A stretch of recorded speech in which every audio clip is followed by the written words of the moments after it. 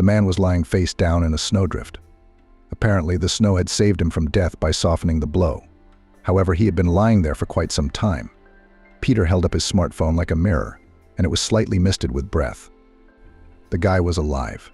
He carefully turned the injured man over and checked for any visible fractures, pulled him up to the path. There was a horse standing there, breathing thickly of steam, and Peter decided to use its help. The injured man's face was pale from the cold, steamed and covered with snow. After some light massage and movements with the limbs, breathing was restored. The blood flow, slowed by hypothermia, was gaining strength.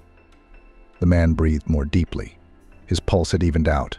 He tried to get up, shouted something, but there was no strength, and he collapsed back into the snow.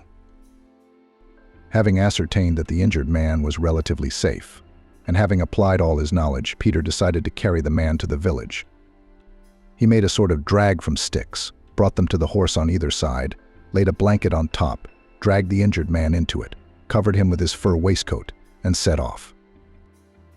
The horse walked slowly and steadily, picking his way around rocks and holes, maneuvering between the bushes. Peter walked beside him and watched his charge. He groaned softly, but on the whole he was alive and seemingly unharmed. Peter brought the stranger back to his house. The house was cool, which is important for someone who has spent a long time in the cold. Laying him down on the sofa in the living room, he ran to fetch Anne.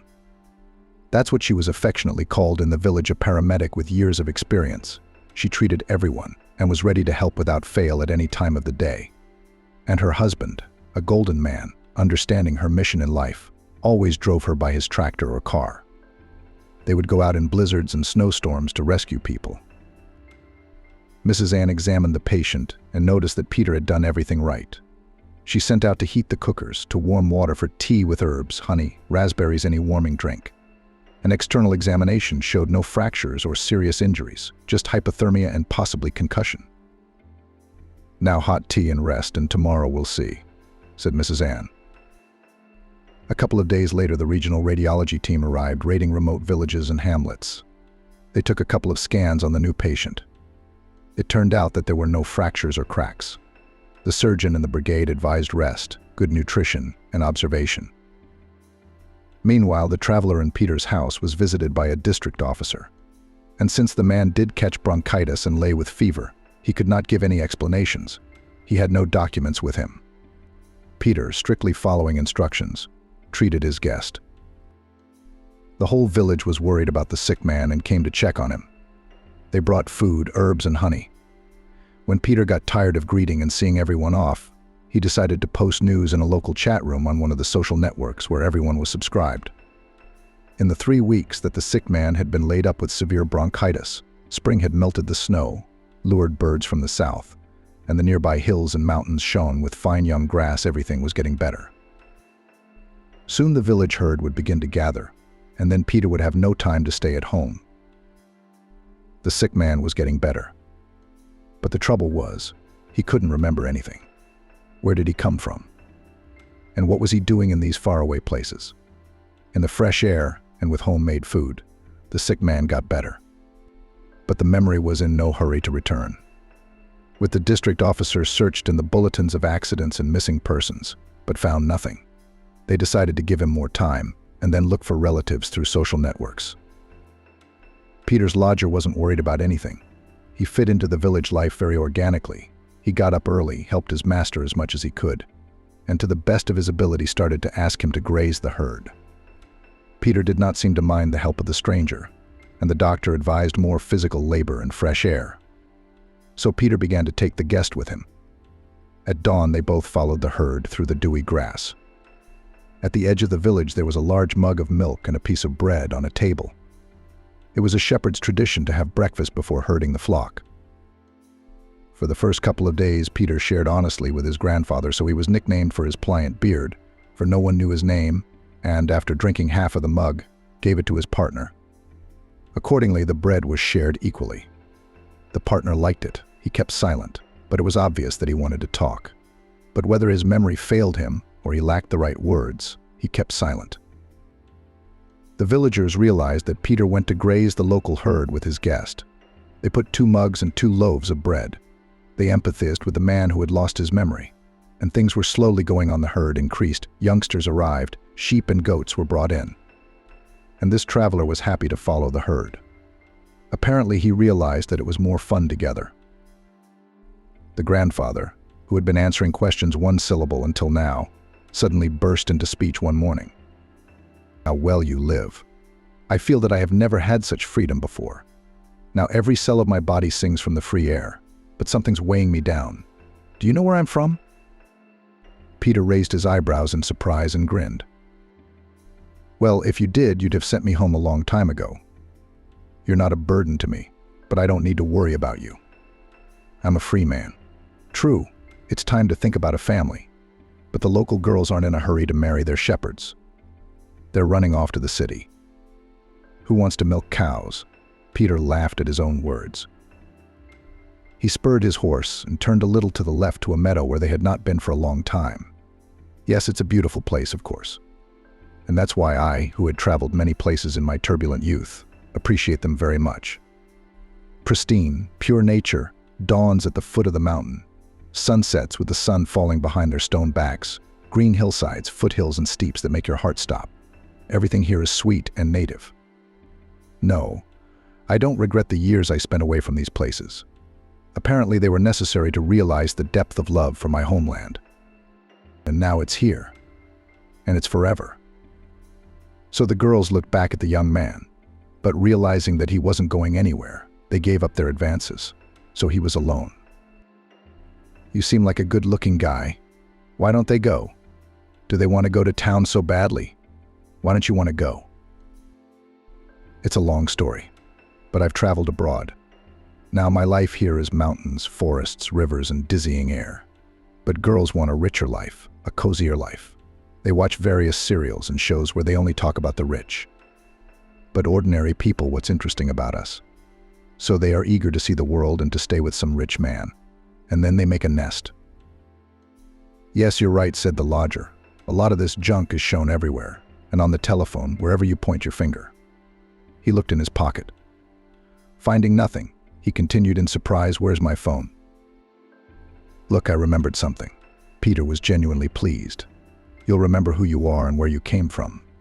But the flashed thought disappeared quickly, leaving no hint of memory. And the stranger again fumbled in his pocket, trying to remember. What's on the phone? The herd turned round behind Peanut waddlingly and slowly. The grass here is good, tender. The cows were happy. It means that they will graze for a long time. We can rest in the shade. Peanut. It's nice here, continued the guest. I have never paid attention to beauty before. You live in paradise here and don't appreciate it. I didn't mean you. The man apologized immediately and continued. You seem to understand. It's the girls who are suffering from misunderstanding. This is the place to give birth to children and raise them. I see that you are not so young, about 30 years old. To be more exact, 32 already, answered the shepherd, and having folded the whip, put it in his boot. I want the warmth of home, but I can't do it among my own people. The young are trying to leave. Those who are left are looking for the well-to-do. And I'm afraid. No, women are good and they know how to approach us men. They understand what they want. But children are such a responsibility for their own, and what to say about strangers, to recognize them as relatives. The young man fell silent. He didn't really love. That's why he had such questions in his head. You know, love reconciles everything and children become relatives, and difficulties are nothing. Love, in a word. Suddenly burst out the memoryless assistant to Peter. I remember. And stopped. And Peter, realizing that his interlocutor could not think of anything worthwhile except general phrases and feelings, sat down on the grass and, leaning back, looked up at the sky. Why are you silent? Did memory tease you again? Yes, it is insidious and capricious, the guest replied. It would seem that people sometimes dream of forgetting something, but here you suffer that you do not remember. And as for marriage, maybe you should look somewhere else. Isn't there a matchmaker in the village? Maybe somewhere in the city? Matchmakers died out like mammoths in the Jurassic period. Peter laughed out loud. And in the city also, advised me. The locals are fleeing there. And you want your people to come here? Yes, why? To such beauty. The lodger wouldn't stop. Did you see it? Did you have something to compare it with? Do geologists come here in summer? Sometimes, answered the shepherd. But they are special people. Geologists are vagabonds by nature. If they catch the bacillus of traveling, that's it, they can't stay at home. I went to the seas and fell in love. When I came back to shore, I asked her to come with me. And she stayed and said, I won't marry till I've traveled the world, and only to the captain so much for the others. So for now, I'm just dreaming of meeting my soul mate. You're talking about the city. I bet you wouldn't let your daughter go to someone like me. I didn't think of such a thing. The stranger guest scratched his beard and continued the conversation. Listen, do you have it? Do you? You live a poor, holy life. But a good woman always makes a husband. What are you talking about? Picking a blade of grass in his teeth, Peter asked. A wife is a good incentive. You know, when I married mine, I was almost like that too. But I loved passion. And tried to please her, continued the lodger. I started to get ahead and earn money to please her. And when they started talking about children, it became clear that it was time to build a house and have a summer cottage on the sea. So he intensified his efforts. Well, you've got it, said the shepherd. And you say you don't remember anything. Wow. The local beauty in the air had an effect. I'm beginning to remember things. So what are you saying, Peter? The girls don't want to stay here, so you're still single? Yeah, but you're not going to give me your daughter, are you? Why not? If I wanted her to be happy, I would. You're a smart guy. If you turn around a bit, you'll be a respectable groom. And if I had a daughter, I'd give it to you. You saved my life. That's worth a lot these days. Giving her as a gift is too rude. It's not a thing. Bequeathing it, I don't think I'm going anywhere yet either. Let's say I make a condition: if she wants the inheritance, she'll marry you.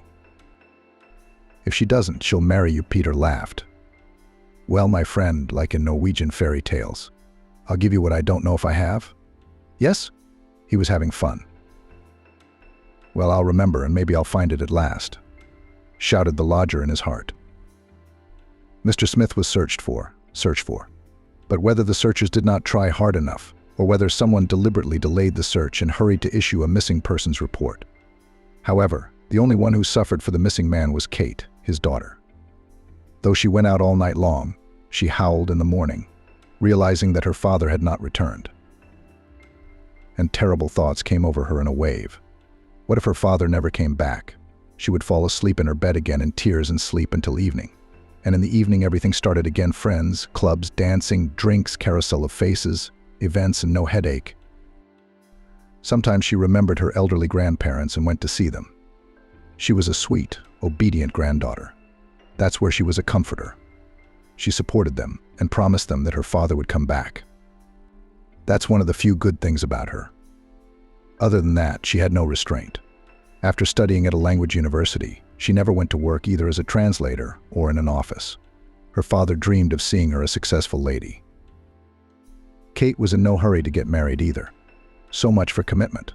Love didn't loom on the horizon. Guys from her circle, the same idlers, did not excite her soul. They were drinking buddies with whom you can spend time, but not companions of life. Here she was serious about marriage. Her father wanted to marry her off sooner, and her grandmother was glad that her granddaughter was clad, that her granddaughter was in no hurry to marry anyone, and hoped that the girl would find her happiness. One morning after a noisy party, before going to bed, Kate looked at the phone. A friend sent her a popular video and laughed, saying that your dad looks like a man. The girl flared up, began to dial a number to call and sass her friend. But she decided to see what she saw there first, which surprised her very much. If it wasn't for some thinness, tanned face, and clothes off someone else's shoulder, you could say it was the father. With that conclusion, she went down to the security room. When the video was brought up on the big screen, it became clear that it was Mr. Smith, the head of the family, the owner of a large natural resources firm, had been found. Kate realized with horror that the conditions set by her father were real. He was as serious as ever, as terse, and giving out every thought, he did not labor to explain it, but simply put her on notice. What would happen if she did not honor certain rules? And the conditions were, in her opinion, dreadful. Mr. Smith was going to send his daughter to the village to some shepherd, or rather to the one who had saved him from certain doom and was coming out. Strange. A father was never so sentimental, but to give his own daughter to a villager. And she had to be a bride and fall in love. Otherwise she'll never have her father's material blessing and carefree life. Yes, it seems that the trauma caused irreparable damage to the mental abilities of Daddy, as she called him in moments of tenderness and trusting dialogue. I can't think of anything like that. Yeah, I'm having fun. But he himself always said that I earn for you and for myself. I've provided for your welfare.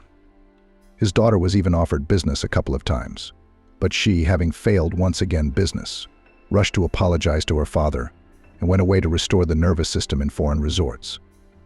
And now he suddenly decided to bring her up and set such conditions. You know, daughter, this incident has shown me that nothing lasts forever in this world, and you're a windbag, Mr. Smith said. Offensive, perhaps, but that's the way it is. You flutter about like a bird of the sky and don't think about your daily bread and how to get it. And you must either become self-sufficient or marry well. Your husband will support you without question and manage my capital carefully. How does that sound? Her father frightened the girl. Well, the money is mine, parried the daughter. And how will you know how things are going if you don't understand anything? You'll be told a lot of nonsense and you'll believe it. I can't guarantee that your husband will love you and never betray you. If you become self-sufficient and take responsibility for yourself and your actions, I think you will be able to distinguish truth from lies and take care of yourself. Understand, my daughter, money is a tool to achieve a goal, and you have to learn how to use it. And here the best thing is to work and immerse yourself in your favorite business. And I don't have one, Kate said with a sassy look at her father. Well then look for it, that's all. That's the most I can tell you. You're only confusing yourself with questions and answers. This time if you resist, I'll give you to this nice bloke in my will. You'll be his inheritance. Kate ran out of the office and, frustrated, went to her room. For the first time today, she didn't feel like going to the club, and she didn't answer her phone. Even switched off the phone. Knowing her father's character, she realized he wouldn't back down. He'd always been a man of his word, he said and did. Only Mum, while she was around, could curb his impulses to make unwavering decisions. She hadn't been with them for a long time, and today was clearly not Kate's day. This was serious, and something had to be worked out. By midnight, her head ached from thinking, and the girl still decided to escape to the club and distract herself. Her father hadn't announced a time to go to the village. Avos it will not be soon, or managed to pretend to be sick and excuse herself for a round-the-world trip. The night was active. 2 clubs and 1 bar. Already at dawn, a race on the dawn motorway. Late morning or almost noon, the girl woke up to sounds and fiddling in the room. Such a thing had never happened before. Noise in the room where she sleeps. Opening her eyes, she saw her father and a couple of maids packing something into suitcases. Okay, she didn't need this.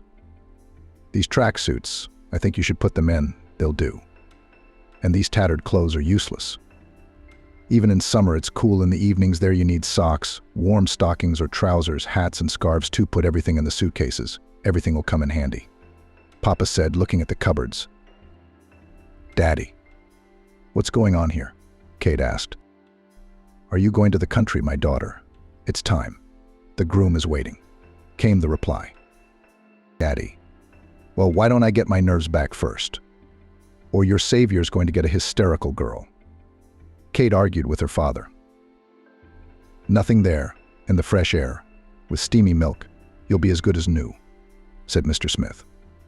You'll get your nerves right in no time with day and night. Believe me, I realized a lot of things there, how much time I wasted in the capital. Now I'll make up for it, and I'll encourage you to adopt a healthy lifestyle. So I'm a hostage, inserted the girl.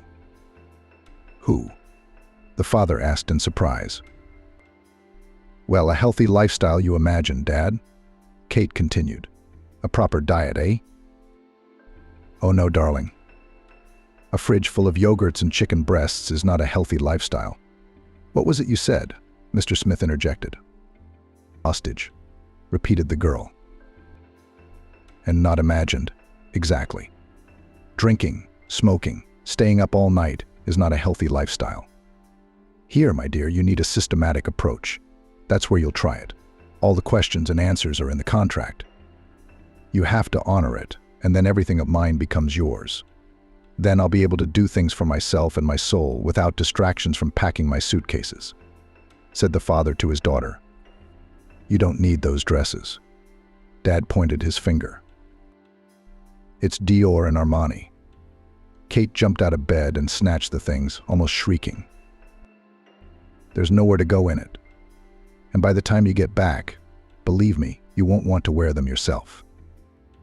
But the girl begged, and her father allowed her to take the dress with her. "All right, let's get ready. We'll have breakfast, and then we'll go to Peter's to meet him. It's a long drive." "Yeah." "Can you bring something of your favorite? How much room do you have left in those 2 suitcases? Take comfortable, practical shoes, too. And you, make sure the shoes are comfortable and practical. I repeat, those stiletto heels you're wearing are no good. What's wrong with them?" Kate asked playfully, her eyes rounded. "You can't go far off-road in them. You're going barefoot from here. All right, pack up and I'll meet you downstairs." Everything fell apart in an instant. The trip came suddenly and quickly. "Should I run away?" Kate thought and looked out the window. Putting her things away, she said quietly, "There are guards outside the window. Daddy saw it coming and put guards outside. What a sly man." But she was her father's daughter. She never gave up and looked for a way out.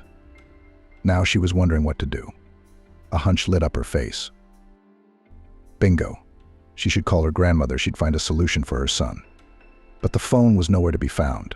The maid said Mr. Smith had taken it. And just like that, the life of a simple city girl, as Kate thought she was changing before her eyes. Her father's fate was about to throw her into the middle of nowhere. Kate's gut resisted.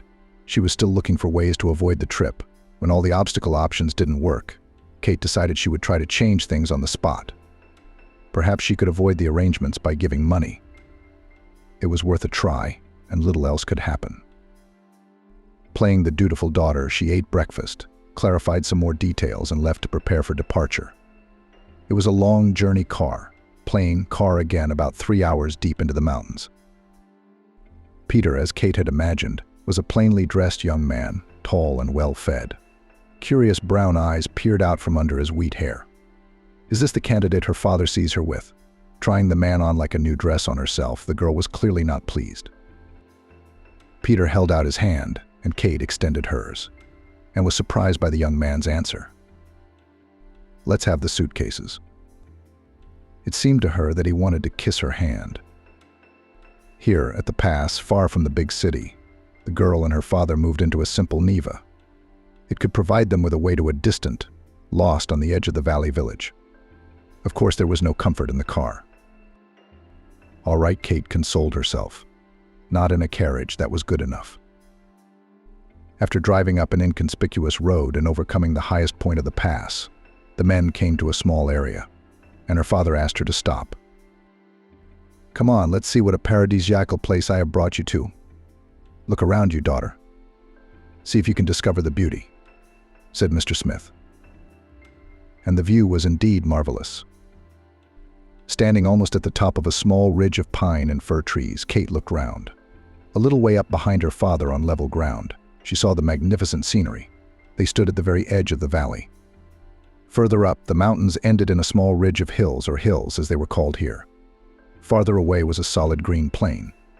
And somewhere there, on the very edge where the mountains give way to the plain, there was a small village. It was early morning and the sun was already shining on the edge of the horizon. It had come out from under the earth and was hurrying to flood the land with its golden light. Jets of smoke were rising from the houses. They must be heating the cookers, thought the girl. It was summer, though. And her father had already answered her mental question. It is summer, but the climate here is still northern, cool and damp at night. That's why the villagers heat their houses. That's right, Grandpa Matthew heats to keep the house warm and dry. and a lot of people are still baking bread. We'll be just in time for fresh slices." Peter summarized the brief conversation. "Who is it that's hurting your friends today?" Mr. Smith asked. "Yes, I've got a trainee now. Matthew's ill, so he sent his nephew in his place. He's a bright lad, quick on the uptake. He's been out with my nesting dolls and lambs today." Laughing and smiling broadly, said the shepherd. "Well, it's time. Let's go." We went down the serpentine down to the village. The road turned sharply, then ran deep into the forest and seemed to lead to quite different places. But then, when they came to their senses, it looped again, looking for a convenient descent for the car. Here was the village a few streets. Nice flat houses, slightly different in size, but approximately the same style. In front there was a porch with a wooden fence, and then a house and a yard. All have front gardens planted with rose bushes of all colors. It is obvious that flowers are loved in these parts. These were the flowers that limited Kate's knowledge. They grew in her grandmother's flower bed. Mr. Smith was silent and watched his daughter's reaction. He realized that right now she should be left alone with her impressions. Let her not be distracted, and maybe the beauty of the place he loved would help to set his daughter on the right path. And Kate was silent. She looked and marveled that there were still such places far from the tourist routes and not in Switzerland. Kate was a pragmatic person to the core.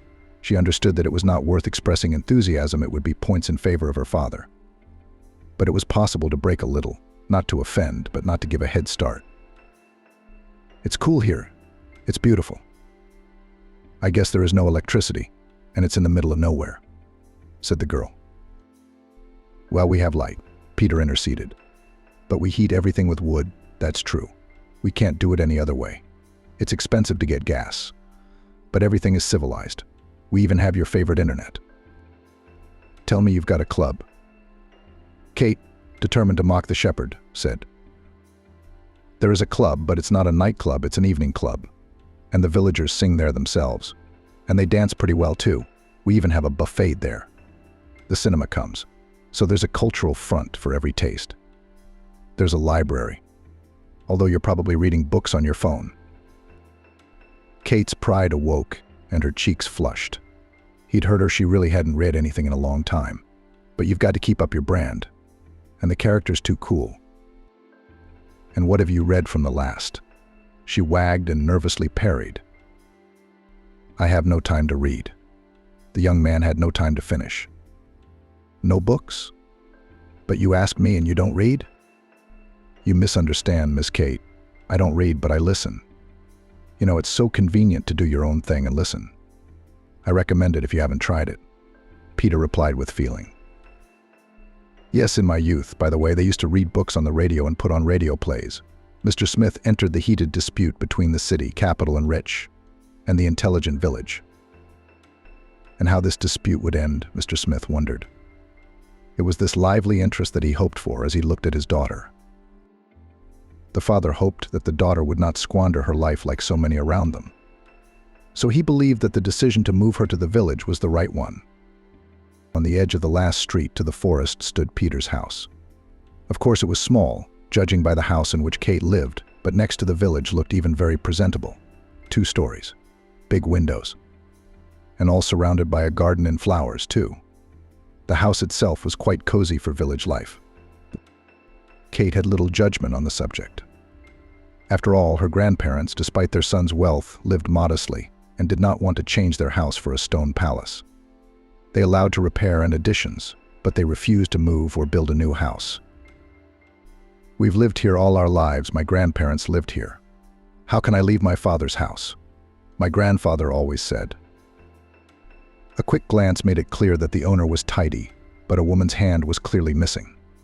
Kate wondered to herself, suddenly discovering new knowledge and understanding. A middle-aged woman of small stature, a little overweight, came in from the courtyard. "Good afternoon, Peter. I've done everything.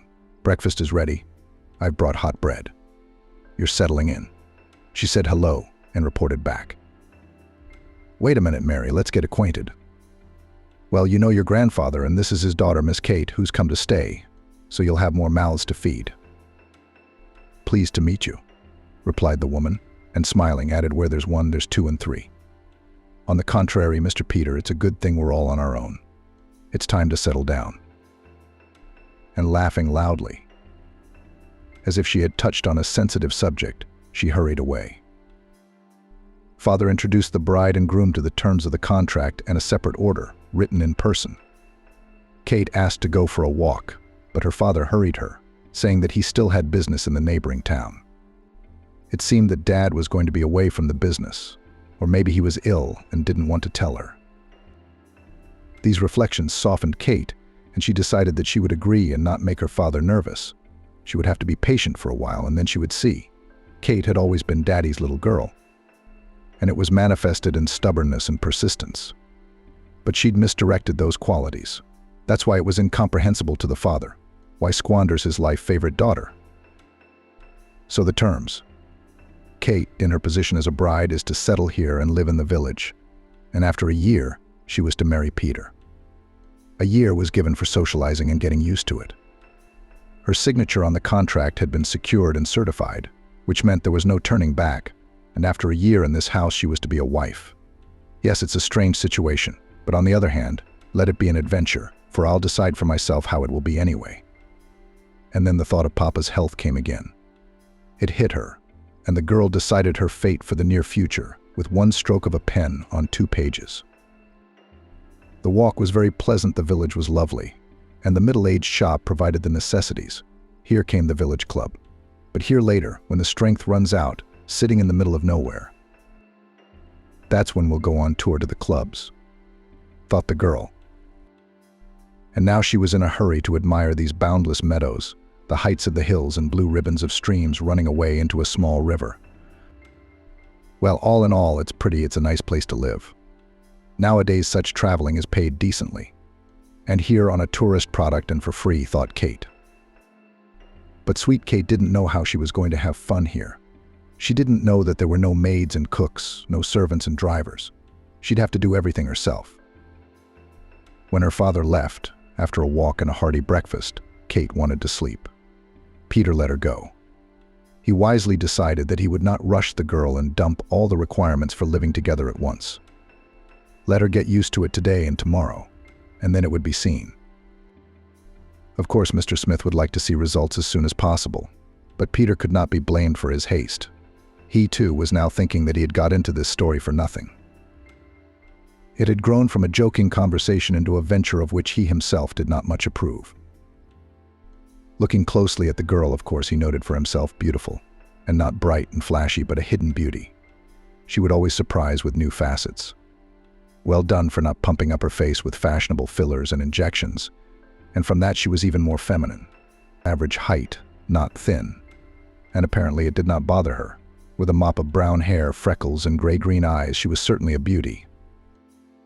But as for character, after all, the bully, again her father would always loom behind her back, teach him how to get rich, and he didn't want to do that. Of course he wanted to improve his living conditions, but he did not dream of riches. He somehow understood that a lot of money still need to be able to hold and properly manage them. So Mr. Smith's offer was not a tempting gift. Peter, like Kate, hoped that if something went wrong, he would jump out. He didn't need $1 million. In the morning, leaving to graze the herd, Peter left a note saying he'd be back in the evening. After wandering around the house until 6, looking round her room, Kate lay on the sofa in the living room. Then she decided it was time to unload the suitcases. But there were no helpers, and this difficult task she solved by herself. She was tired after 2 hours and went to look for something to eat. It was time to eat. Mary was fussing in the kitchen. Saying hello, she offered fresh vegetables and began to tell. Kate, let's use the first name. In our village, we all use the first name, old and young. It's not that it's disrespectful, it's more of a recognition that we're all kin. So I'll come round for a couple of days, help with the cooking and the chores. But from now on, you're on your own. So look around and ask what's what. And then who's going to cook? Kate asked, apparently missing the point. How? You will. And know that Peter likes meat and vegetables, all kinds fresh, stewed and roasted, but most of all meat. He's a man. Kate realized there was a problem with that question. And she really doesn't know how to cook anything, although her grandmother had taught her to make scrambled eggs and pancakes. That's what she remembered from her childhood. In the evening, when Peter arrived, she approached him with a conversation. The young man agreed with her that her father's idea was not a good one.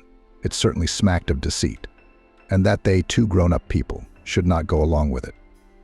Peter even got hot with his conclusions, saying that he should give up everything and not honor the agreement. He had nothing to lose. He only provided shelter and promised to look after him. And marriage is a delicate matter. This conversation made things even more confusing. Kate realized that her father could really disinherit her. He's unpredictable. And that's what sometimes helped him in business. She was also concerned about her father's health. It's all about intuition. She left her doubts behind. Maybe yes, maybe no. To these two important factors came a third. Peter had turned away so easily from her, a high society girl with money, beautiful, intelligent. How so? He should be happy that under the same roof with him will live like the sun in the morning, and feed and water them, and he's reasoning that I'm not exactly what he needs.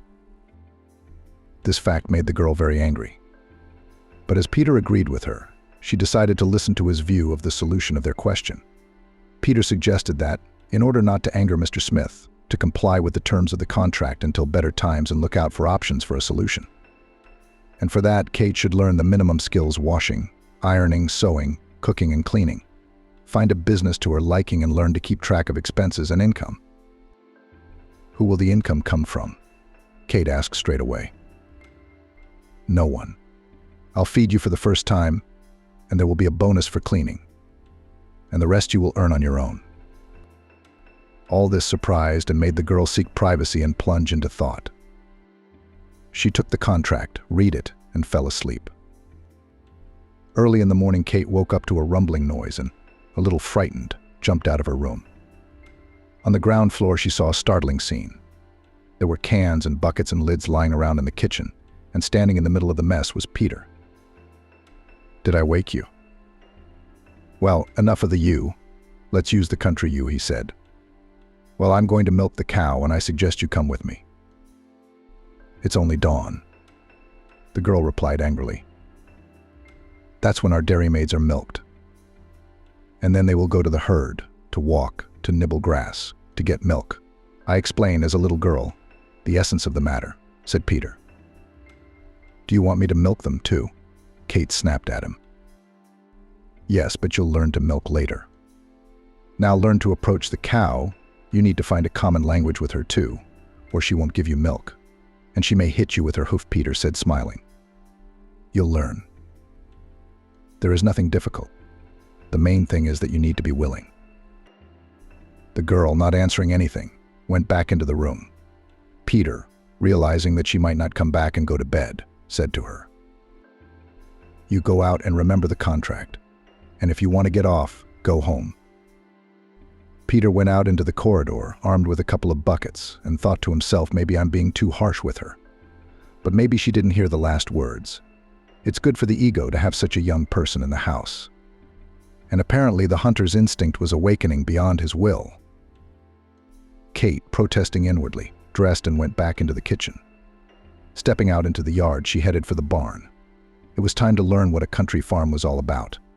Peter had taken it up by seniority not long ago. On his return, he first repaired the house and looked round for something to do. He had a small capital, and if he managed it wisely, he could provide for himself. While the matter was in hand, a vacancy for a shepherd came up. The work was both hard and free, all day on your feet but in the fresh air, and the local beauty was a bonus to a job to my heart's content. On long treks, traveling farther from the village and staying overnight, he would daydream. At times he was inspired by the stars. He wrote timid lines about the meaning of life, about beauty, and about love. Then the villagers gave him horses. He chose an old horse and became a shepherd. The rider he became more correct and easier. Long walks on horseback were not very soft and comfortable. It was the old horse, then, that helped to pull Mr. Smith out of a snowdrift. Samantha, as Peter called the horse, was loyal and kind. She behaved respectfully. Then Peter got a cow, then another. He sold his milk wholesale to a local farmer. The farm grew. Here to the friendly company of cows and mares was added a restless goat with horns, which she frightened a lot of people. Peter had saved her from the massacre, and now she, grateful, generously shared her healing milk. It was all a woman's realm, and it fell to Kate to oversee it all. Peter told her the story of the women's household within the walls of the barn as he prepared for milking. He told and showed her all the techniques. But Kate looked round idly, yawned, and wished she could finish her lesson and go to bed as soon as possible. The habit of late risings had taken its toll. The first lesson passed quickly, and without waiting for the end of milking, the girl ran away and really went back to her room and went to bed. But she was awakened again by a noise. It was Mary talking loudly, through the open window, to the master of the house. Kate, indignant, ran out and was about to speak rudely to the woman, but when she saw the pile of delicious pancakes, she swallowed her saliva, kept silent, and sat down at the table. "Good morning, Kate," Mary addressed her, turning round. Kate, already chewing, replied with her mouth full. "Good morning. How did you sleep? Peter didn't pick you up early this morning? Let you sleep? You city folk can't get up early," Mary continued. The answers were drowned out by the loud chatter of Peter and the assistant. But Kate was glad, for she suddenly realized that there was no point in complaining, and nothing to praise the coward for. While Mary was around for a couple of days, the girl listened to what to do and how to do it. She enjoyed the conversations, the good food, and the minimal involvement in things. But 3 days later, when Mary didn't show up, Kate's troubles began. Peter was demanding breakfast, or helping milk the cows. Kate was afraid to go near them. On the wall in the kitchen hung a list and even handwriting with items and times to be done. But the clouds were gathering, and if Kate was able to make breakfast twice, she had to milk the cows by 10 a.m., when the owner of the house was already grazing the herd. And then the day came when Peter went to town on business, and today Kate had to deal with the cows and the goat herself, and then drive the horned ones out into the herd. Fortunately, the herd was passing this very road in the morning. Barely rising at the alarm bell, pulling on a warm suit, Kate crept down to the ground floor. Piled in like Peter's on the first day of his introduction to the household, all the milk dishes and buckets and bidons and mugs. With an unsteady gait, she crept out onto the front porch. The cows met her indulgently, kindly waved their heads and looked at the new milkmaid with their huge brown eyes, still not thinking straight. But remembering from which side to sit down to Meg, the girl picked herself up and sat down quietly. The first touch on the udder amused her. Those are big breasts, the nipples were hot and tight. Next, reaching up to the udder, Kate set the bucket down and tried pulling on those long nipples. But she could tell either her hands were cold or she'd taken the wrong grip. Or maybe Meg wasn't in the mood. Finally, the cow kicked the bucket and it flew between her legs to the door. The dream came off, but the fog still remained. Kate went to get the bucket and had already received a good kick in the back and screamed in pain and despair. Then Kate realized that she would not be able to milk the cow. She became afraid to approach her. She tried the second horned lady. It was a little easier with her, but the milk barely flowed, and for half an hour of hard work in the bucket tinkled a mug of milk. Finally disappointed with the milking and avoiding the goat, Kate returned to the house. She decided that Peter would milk the cows himself later, and the groom wouldn't be angry at her ineptitude. Kate decided to make breakfast. But even here she was disappointed. The milk had escaped from the pot. While the girl was looking for cereals, except semolina, she had not yet mastered anything. Then, applying female logic, she decided to bake pancakes. Of course, such puffy and tasty as Mary's she is unlikely to get. But her grandmother's recipe wasn't bad either. Within half an hour of trying to make breakfast, the kitchen, as in my grandmother's childhood, had become a nightmare. The mixer in the kitchen was old, big and buzzing loudly. The flour was found and the eggs were in the fridge. But whether the mode was incorrectly set or the mechanism was defective, only the lid from the cup blew off and the flour was everywhere, and the eggs were scattered in large drops on the walls. Having decided that the situation could be corrected by adding milk, the girl finally spoiled everything. The bowl of the blender overturned, and the liquid dough spilled over the table and floor, got on her hair. Kate suddenly screamed and froze as if petrified. She sat there, smearing the batter on her face, wiping away her tears. She thought that she would be punished for this, because she had lived an ordinary life, according to her, not worse than others. And here she was. Her father decided to re-educate her, sending her to the village to her fiancé to learn to milk cows. What's the point of all this? Bitter tears of helplessness flowed down her cheeks. But the girl still searched for answers to empty questions, for her father's will was law even for her. It was in such a state that Peter, returning from the city, found her. The first impulse was to jump up and ask what happened.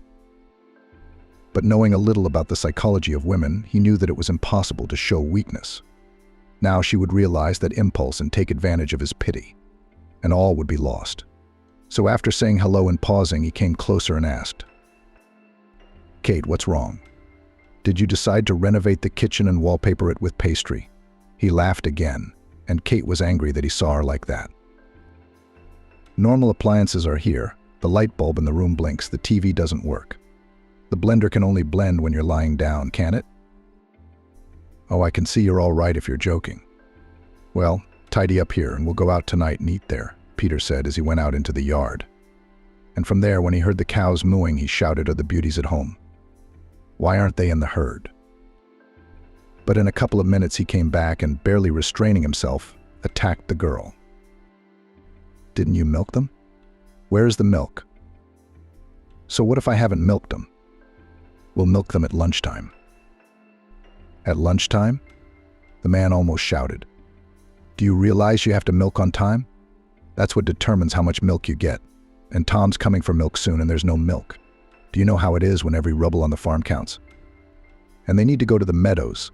There's succulent fodder there. You need responsibility, you know. If you take on a job, you have to do it. And anyway, I'm not keeping you here by force.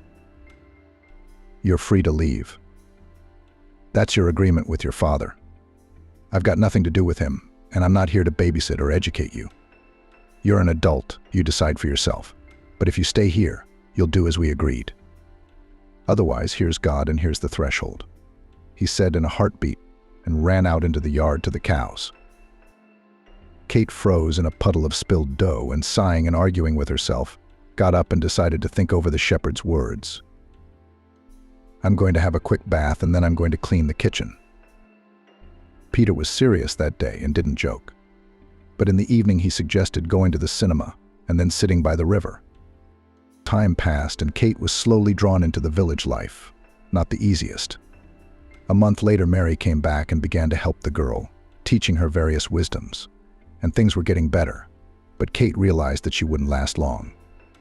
Television did not work here, the internet was slow, and her content did not include payment for private operators. And there was still time, apart from work. A little diluted the monotonous days with walks with Peter in the neighborhood. He had promised to make her a professional tourist, but it was too little to forget about life in the city. Sometimes Kate made plans to go back and do something worthwhile, but when would that be, and in what status? Or Daddy would jump up and she'd have to become a coward's wife. Slowly she got to know the neighbors. She got to know Mary better, and when she visited her, she was very interested in what she was doing. And then Mary treated her to some homemade cheese. Since that time, Kate has been thinking, and when the opportunity arose on an old phone looking for materials on modern cheese making, began in the evenings, when tiredness did not sleep, something to write down, research, read, and count. And once again, in a conversation with my father, I spoke about cheese making, and my father did not resist and immediately agreed. He, of course, wanted to understand how seriously the daughter wants to change in life. And he decided that the first step can be made, and then let herself. In the meantime, a little home venture, not a great waste. The main thing, he thought, as long as it would do good. A few days later, the equipment was brought, but Peter knew nothing, and from him she received a serious reprimand for arbitrariness. Firstly, you need a room or a kitchen for it. Secondly, where to get the milk, a reasonable question. Wouldn't you have enough of your own? He gave the girl a bit of a stern talking to. I don't own the milk. And what's more, I've got a month's contract with Tom. How can I refuse him now? After all, the advance has already been taken. Kate got hot, went into the grove, which is around the bend in the meadows. She cried again that freedom was not hers. On her way back, she ran into Mary at the gate, and Mary, realizing that the girl was worried again, embraced her and began to question her. "Kate, why are you sad again? Did Peter hurt you? Come on, tell me, with whom else will ease your soul? I understand that you have friends, but you're not ready to brag about your country life to them. Are you?" "Yes, Mary, you're right. I can't tell them. Not because I'm ashamed. They wouldn't know what I mean. No, Peter's not offended, it's just that I want to try making cheese. And he said the milk's all contracted out. How am I supposed to get started?" "Well, don't worry, I'll give you a little milk, 5 liters a day. I can't do more than that. I've got a family to feed too. Try a little and then you'll see." "Oh, you'll really give me milk? How am I going to pay you back?" Kate was so happy. "Of course I will. Don't think about money. Try to learn to make cheese, and then you'll pay with cheese," said Mary, laughing. "Now get your equipment set up. In the morning you'll have your first milk. And don't worry, I'll talk to Peter too, and he'll give you more milk. Learn and try." All day Kate read the instructions, learned the process from start to finish. She had a site for a cheese factory, but she waited for Peter to talk to her about her intention. "Peter, here's what I'm thinking. You're right. I've kind of made up my own mind, but you could help me out a little bit. Here's the most convenient place for my little vat." Peter liked the girl's plea, but pity is nothing, and the image of a strong and unwavering man is everything. He didn't agree 100%. "Why would I want to do that? Here's another headache for me." The man twisted himself with excuses.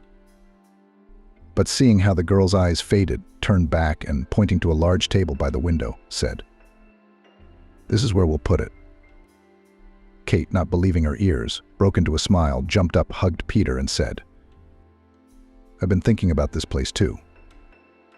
All evening the boys read and assembled the boiler. All the appliances are in place. Everything is connected, both water and electricity. Now, seated in a chair opposite the technical marvel, Kate reread the cheese-making instructions for the 100th time, wrote down the proportions and prepared all the spices. And having looked round at her new hobby, unlike all the previous ones, she went to bed. And in the morning, a new life began. The first batch was a failure, but Kate didn't give up. And immediately, having found a way to fix the cheese, she got on with it. Now it's time to prepare a separate shelf in the fridge. The warmest one possible so the cheese could ripen. Hot days were beginning for the girl. The cheese was coming along. Kate experimented with flavors and ripening times. She used goat's milk. Peter didn't spare it, and even decided to buy a couple more stubborn horned animals for the occasion. The milk contract was coming to an end, and Kate consoled herself with the thought that Peter would now use it for cheese, rather than renegotiate the contract with Tom. But Peter was silent. In the village, meanwhile, people were coming there to taste, and so far in the eyes of the villagers her scheme seemed a dabble. Then Kate went again on smart websites and books and realized that in order for cheese making to become not just fun, but a profitable business, you need to expand production and look for a market. For a girl who had never dealt with such issues, it all seemed incomprehensible. But Mary advised her to talk to a maths teacher who often helped local farmers with bookkeeping. It was with him that Kate finally realized where she needed to go. Here she learnt the basics of calculations and was already able to make a small report of food intake and consumption. She learned to calculate the cost and to take into account all the expenses, including water, light, and even a little of her own labor. Yes, thought Kate, who knew I could see such horizons in my life. She decided to ask for money to expand production, at least a couple more of these boilers. After all, she makes all kinds of cheese. Storage was also an issue. She had her eye on a small pantry behind the kitchen. There, if a little work, quite good and homemade, will come out here in the kitchen, and in the cellar to put special refrigerators and a chamber for cheese, and in the local shop to rent a corner for their products. Her thoughts raced ahead, and Kate was already imagining how her products would get to the most elite shop. And she only had time to count the proceeds. And then Daddy's inheritance is of no use to her. She can manage on her own. That's the way out. That's what Dad used to say, become your own person. Well, that's what you're going to get, Daddy dear. I won't marry Peter the shepherd, and I'll choose my own husband. And I won't give him any money. He won't control my life. With such dreams now more and more often, Kate fell asleep and searched for a solution. Her father flatly refused to give her money, even on credit. Peter seemed to have money, but not much. And it is undesirable to ask him because it is still necessary to persuade him to expand the business, and then the milk will be more needed from his cows will not be enough. So Kate pondered, and once she wrote down her goal and steps to it, she began to look for money in earnest. She went through a lot of options. Her friends fell out at once. Mary? Yeah, she'd probably help. But Kate didn't want to risk her money. She was a kind woman, very helpful. And like Peter, she probably doesn't have much money. Rummaging through her wardrobe, Kate came across her signature dresses. Here was something that could be used, and again the reflection. The money they cost she'd never get back. Here in the village they might buy them. But where would the local beauties get the money? Even half or a quarter of the price. Another dead end. And suddenly I had an epiphany. After all, and before often bought in boutiques through the internet, that's where it will come in handy. And the case began. Having tried with one dress, she was able to lay them all out and sell them for a tidy sum. It would be enough for another set of equipment, and probably even a cow. But more money was needed. And then Kate remembered that Mary had complained that her son Anthony was not learning French well, and decided that her philological education would not be lost. The barter was quickly arranged, every 2 lessons for payment with milk and the third for free. And so it went. There were 6 pupils and more milk for work. Kate had the hardest time getting used to the everyday part of life in the village. She was glad that the village was a village and that she had a modern washing machine. Peter even had a dishwasher in the kitchen. It made life a lot easier. But still, the habit of getting up from the table without putting the dishes away sometimes made itself felt. And then in the morning it was unpleasant to see dishes that had dried up overnight. Mary helped. But she rightly thought that now there were 2 people in the house, she had someone to do the housework. And she had a family and 4 children. It's a big household, so she came for a while and occasionally helped Kate, for which the girl was grateful. In her sometimes woke up longing for city life. She wanted to leave everything and go away to hang out, as they said, in their own circles. Life there seemed like a dream at times, but so sweet and desirable. A lot of things had changed. Kate really looked at many things differently, and the goal of doing things her own way, without violating the will of her father, fooled her endeavor and revealed the abilities inherent in nature. But having raised the necessary sum, Kate decided to talk to Peter about expanding the business, using her feminine intuition and Mary's advice. She cooked Peter's favorite meal for dinner, a large steak and roasted vegetables, adding a warm lentil salad and of course cheese. Peter returned from grazing tired. The day was overcast and drizzling rain at times. During Kate's time in the village, late spring had changed to summer, which had passed most of the way. It was already time to make hay. Autumn was approaching and a hot, hearty supper was in order. "What's our feast today?" Surprised at the abundance of food on the table, asked the owner of the house. "There is no holiday, just dinner." "I must have got a taste for it, learning all sorts of wisdom," replied the girl. "Look, you'll get such a taste for it that you'll want to be my wife," Peter continued. "But you've gone too far," said Kate. "I remember when you supported me, saying that Daddy was taking too much control of our lives. And now you've almost given me to yourself. Or have you fallen in love with me too and want to marry me?" She wanted to talk business first. But she couldn't suppress her feminine side either. This daring and handsome shepherd had pissed her off a little by not noticing her feminine charms. And she knew their value. "Fall in love?" "No, it's not for me," Peter said over his shoulder, a little saddened. "Your father's tricks. Yeah, he's made up his mind. But who knows how life will turn out." "Peter, I intend to get out of this situation.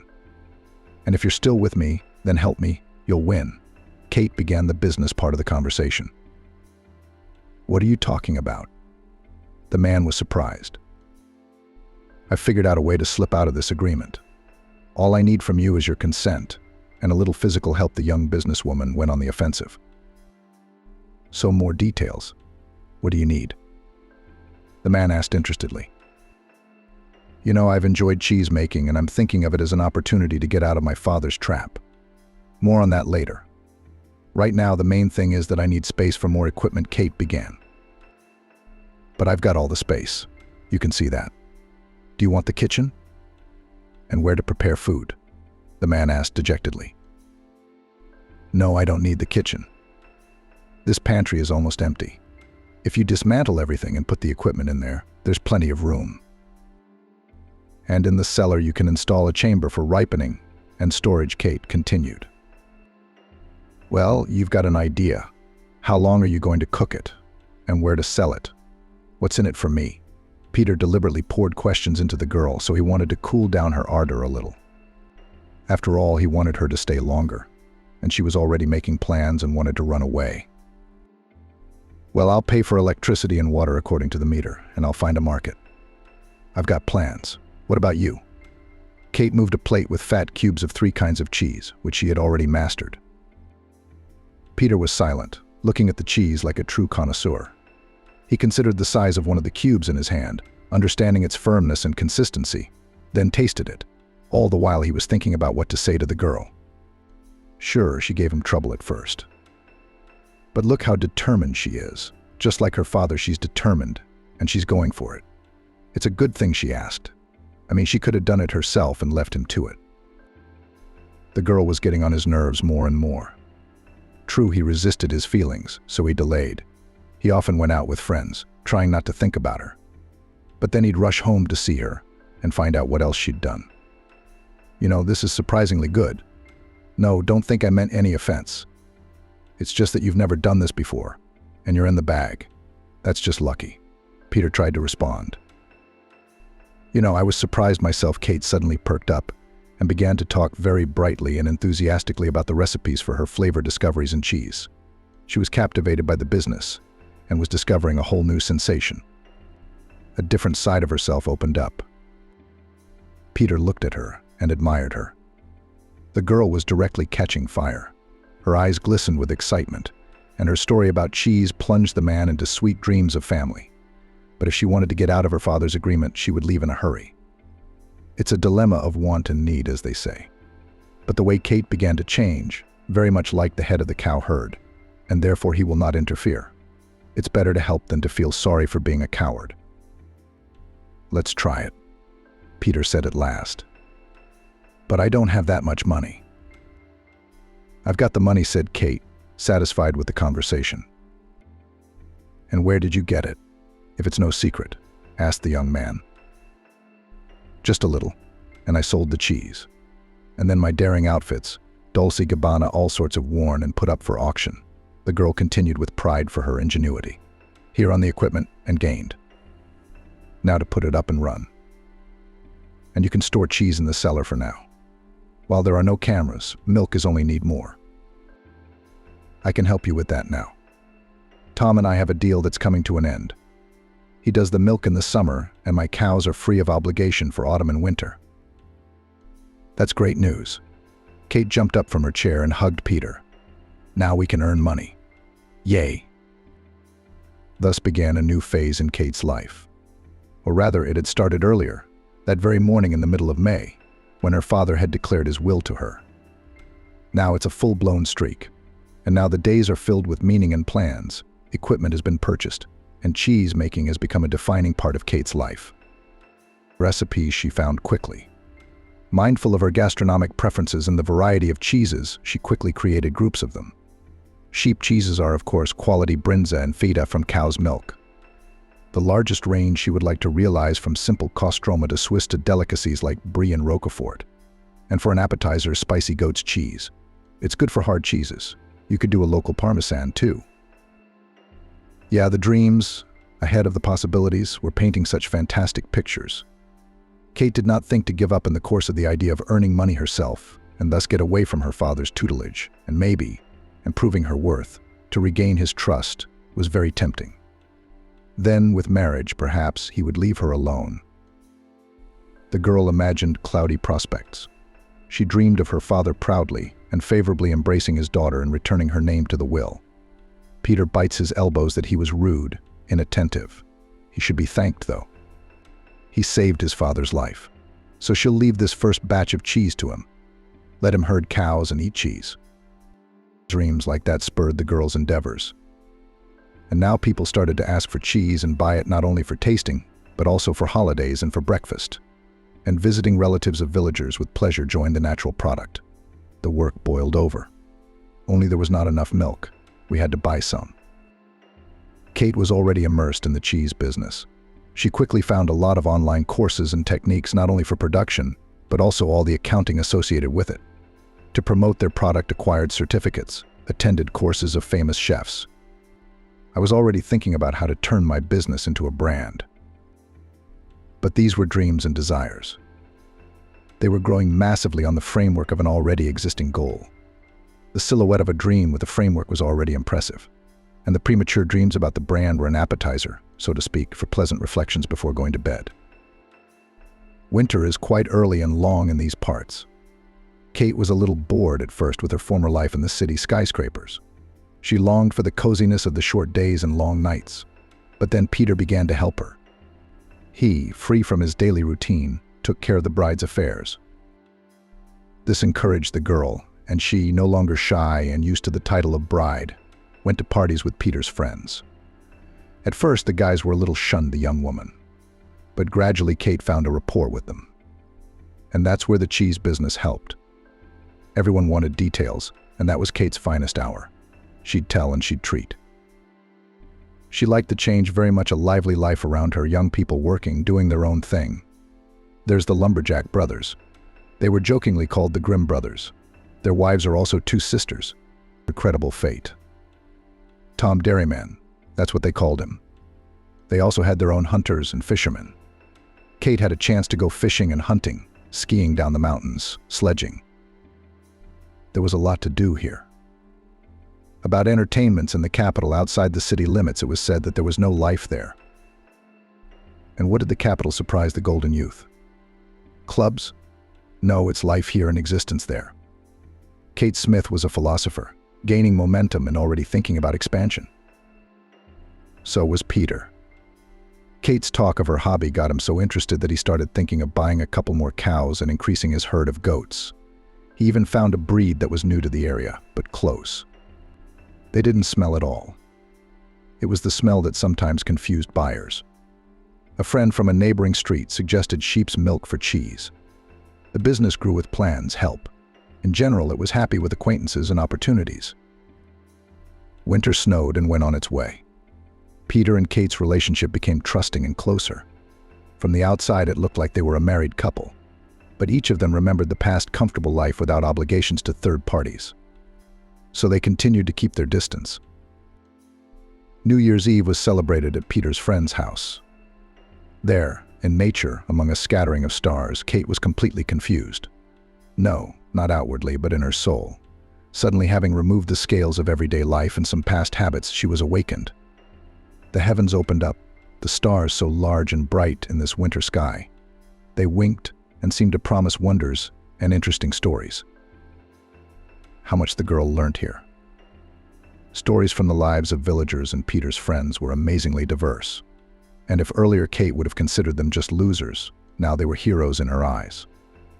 And willingly or unwillingly, she tried to learn a little more about their lives. The party was a great success.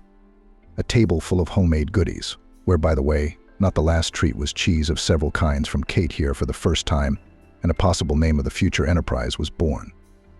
One of the guys making a toast said in a rapid-fire voice, "Kate's cheese," and it turned out to be something Oriental or Italian, Kate's cheese. The girl remembered the word.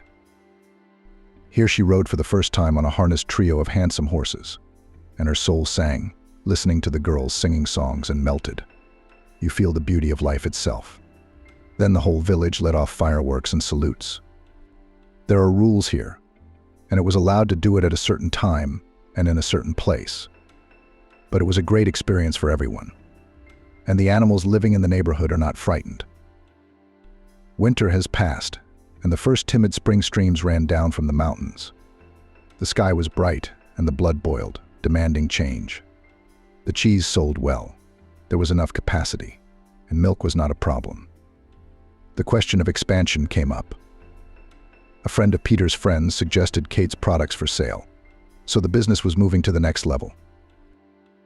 Peter also enjoyed the whole cheese story. Expansion, of course, required funds. And now we had to think how to realize the idea of a couple of new sets, more spacious equipment. About the equipment, Unleashed told the very city mates. A quarter of the business is milk. Many in the village agreed to donate milk for cheese production. Sales loomed with an additional couple of points. What remained was to purchase an additional chamber for ripening cheese. While this was being sorted out, Kate was approached by the school and invited to a meeting without giving a reason. Kate went. The girl was met by the headmaster, a tall, thin, and venerable man, who introduced himself. Mr. Pedersen, headmaster. Kate Smith, replied the girl. Miss Kate Smith is very important. Respect in school is the most important element of education. I have a matter to discuss with you. We have exams and tests for graduation and transfer soon, and we don't have a language teacher. After the new year, she fell ill and left. And neither we nor the district education department have another one. I hear you tutor kids. Kate caught the catch, but realizing that she couldn't be rude to a senior person in age and position, she slowed down and replied without irritation. And what documents do you need for that? No, I must have expressed myself wrongly. Did you study somewhere, or is this not your main subject? Mr. Pedersen clarified. Here's the revised text. Oh, is that what you mean? Yes, I studied Romano-Germanic philology and even have a diploma, but no experience, Kate answered calmly. Well, now I see, do you want to work for us? There are not so many lessons. You will have enough free time, and you'll earn money and experience. And don't say you don't know how to do it. You'll learn. And the guys you study with will be your best references for other students. Our classes are small. I think you can do it. Everyone's heard about your courage to go from town to country. What do you think? The headmaster asked, concluding the conversation. It's so unexpected, Kate said thoughtfully. But if you really need a teacher so badly, I'll give it a try. And now it's spring. Everything is blooming. The air is full of fragrance, buds are swelling, the sun is brighter, and Peter is out inspecting the pastures. And Kate had a hard time at first. The boys looked at her suspiciously and asked her uncomfortable questions. Are you coming here for a long time or what? Kate, realizing that they were distrustful of newcomers, replied. Guys, I've been hired to help you prepare for exams and tests. I'm a substitute teacher, that's all. The older guys made some noise among themselves, but they were satisfied with the answer, and the study began. The head teacher helped and explained all the teachers' programs. Kate had to remember everything about pedagogy, and here the internet helped. She wrote out books online, looked at open classes in schools. First, she decided to check her knowledge level. She was very pleased that the knowledge gained at university was not lost and was remembered at the right moment. That's how the village lived. In spring, all the windows were covered with greenery. It was vegetable sprouts, preparation for the vegetable gardening season. The cows and the herd looked back at the paths leading to the meadows, to the pasture. Kate's father came round a couple of times, trying to find out how things were going and how the young people were getting on. He liked their chaste relationship, right? Nothing to rush into. And he liked the routine. His daughter had learnt to cook and seemed to have settled down. Kate kept her cheese business quiet. She only told her father what she needed to know about that first batch of cheese. That's the cheese she used to serve. Daddy, so you don't want to take me away at all? Kate asked her daughter with a chuckle. Why don't you like it here? You're already in class. And your ex-girlfriends and their mates are all out clubbing. They had a car accident the other day. Now they're in court. I saved you by sending you here, said my father. Will you give me some good cheese? I'll show off to my friends. Good for you, my girl. You're growing up, getting smarter. Going home? Dad was always in a hurry, never stayed long. And that confused Kate a little bit. Maybe he was afraid she'd whinge. Or maybe it was better that way, because she wanted to tell her father about her successes, but it wasn't time yet. She needed to expand production. And then she could issue an ultimatum he wouldn't revoke his will, so I could manage without your money. Time was working for her now, a few more months, and she could talk to her dad. But sometimes she wanted to have fun. She didn't keep in touch with her friends from her old life, though. They couldn't understand why she was still in the village. Her successes and different outlook on things would certainly piss them off. That was why she was in no hurry to share it with them. But she wanted to visit the city, for her current endeavors were all for the purpose of returning. Though how that would be, she had never once thought about it. In the meantime, the girl enjoyed working at the school and found new admirers. The guys liked her unusual teaching methods. Kate introduced the rule to speak in class only in a foreign language, so the language habit was formed faster. They watched unduplicated films together and tried to retell them. Interest was aroused and grades improved. It was a pleasure. And cheese, of course, was not only a means of earning money, but also a business she enjoyed doing. But time is inexorable, and now it's late spring again. Soon it would be time to report to her father and announce the wedding day to him. Of course, this fact tickled nerves. Marriage was sometimes wanted, but purely out of resistance to her father's will no. Kate liked Peter. The relationship had changed a lot, and they had become quite close. They did a lot of things together, but it was still chasing a divorce as they dubbed their problem. Everything was smooth sailing. What's next? Peter also wondered, what's next after all? Kate had won his heart. And maybe that first kiss would change everything. It would set the heart of a free shepherd on fire. But would he be ready to marry on the day of the wedding? Everyone was worried. It had to be decided whether or not to marry. His father didn't come, but sent a video message. In it, he told in detail how he liked these places, how he would like to settle here and help his daughter to become independent and self-sufficient. And I wanted to thank the Savior. He's a good guy. And then, who knows, maybe you'll fall in love with each other. Mr. Smith announced the last clause of the contract, which had been hidden until now. It stated that if the young people agreed to marry, their father promised to organize the wedding, build a big house, and take the farm to the next level. But if their hearts didn't beat in unison, he would agree to let them go. Kate's probably grown up now, and with more experience, she's not going to mess up her life anymore. And maybe she'll go into business for herself. So it's up to the young people to decide what to do next, said father. But the inheritance is still in doubt. Firstly, I'm not going anywhere, and my daughter will have to prove her worthiness. This changed the situation radically, and the young people looked at each other and did not understand what to do next. It seemed that they did not have to fight, and there were no demands. Silently, they went to their rooms. Kate no longer thought about cheese and began to decide whether to leave now or to wait. She wondered whether she would be able to leave everything. Peter went into the cowshed and looked sadly at his herd. He had strange feelings at this moment, and he wanted at times his quiet, lonely life, his search for meaning in philosophy, and his discoveries as a shepherd. But on the other hand, the feelings had already taken possession of the man, and he wanted the rich girl who had learned her lesson to stay longer, and perhaps forever. And she was slowly packing up her things, the ones she had bought here herself, with her own hard-earned money, and with a smile the remains of her branded wardrobe. And yet she was very much tormented by the question, could she leave everything behind, except the samovar, which Peter would have handled himself? Or Mary, for a fee, would engage. New friends might understand. And even Peter, who was increasingly taking up a place in her heart, even he could do without her and not be an obstacle to her return. And then there was the other question. The boys at school, they believed her, didn't they? There's a bigger issue here. In the morning, Kate came downstairs to make breakfast. Cheesecakes were churning deliciously in the frying pan, and coffee was in the pot. On the table, homemade bread and cheese, on a special wooden board that Peter had carved. Footsteps were heard, the door opened, and first came the milk pails. "Mary, is that you?" A velvet voice sounded. "Why, Mary?" "It's me," the girl answered quietly. Peter tripped and knocked over the milk pail, showering Kate's legs with a white wave and flying past the table, almost falling, but she caught his arm. Peter leveled himself and put his arm round Kate. "You haven't left? I thought I'd never see you again," he said with sadness in his voice. "I've decided, can I leave the cheese, you guys, and you too?" The words were drowned in a kiss. He solved all questions.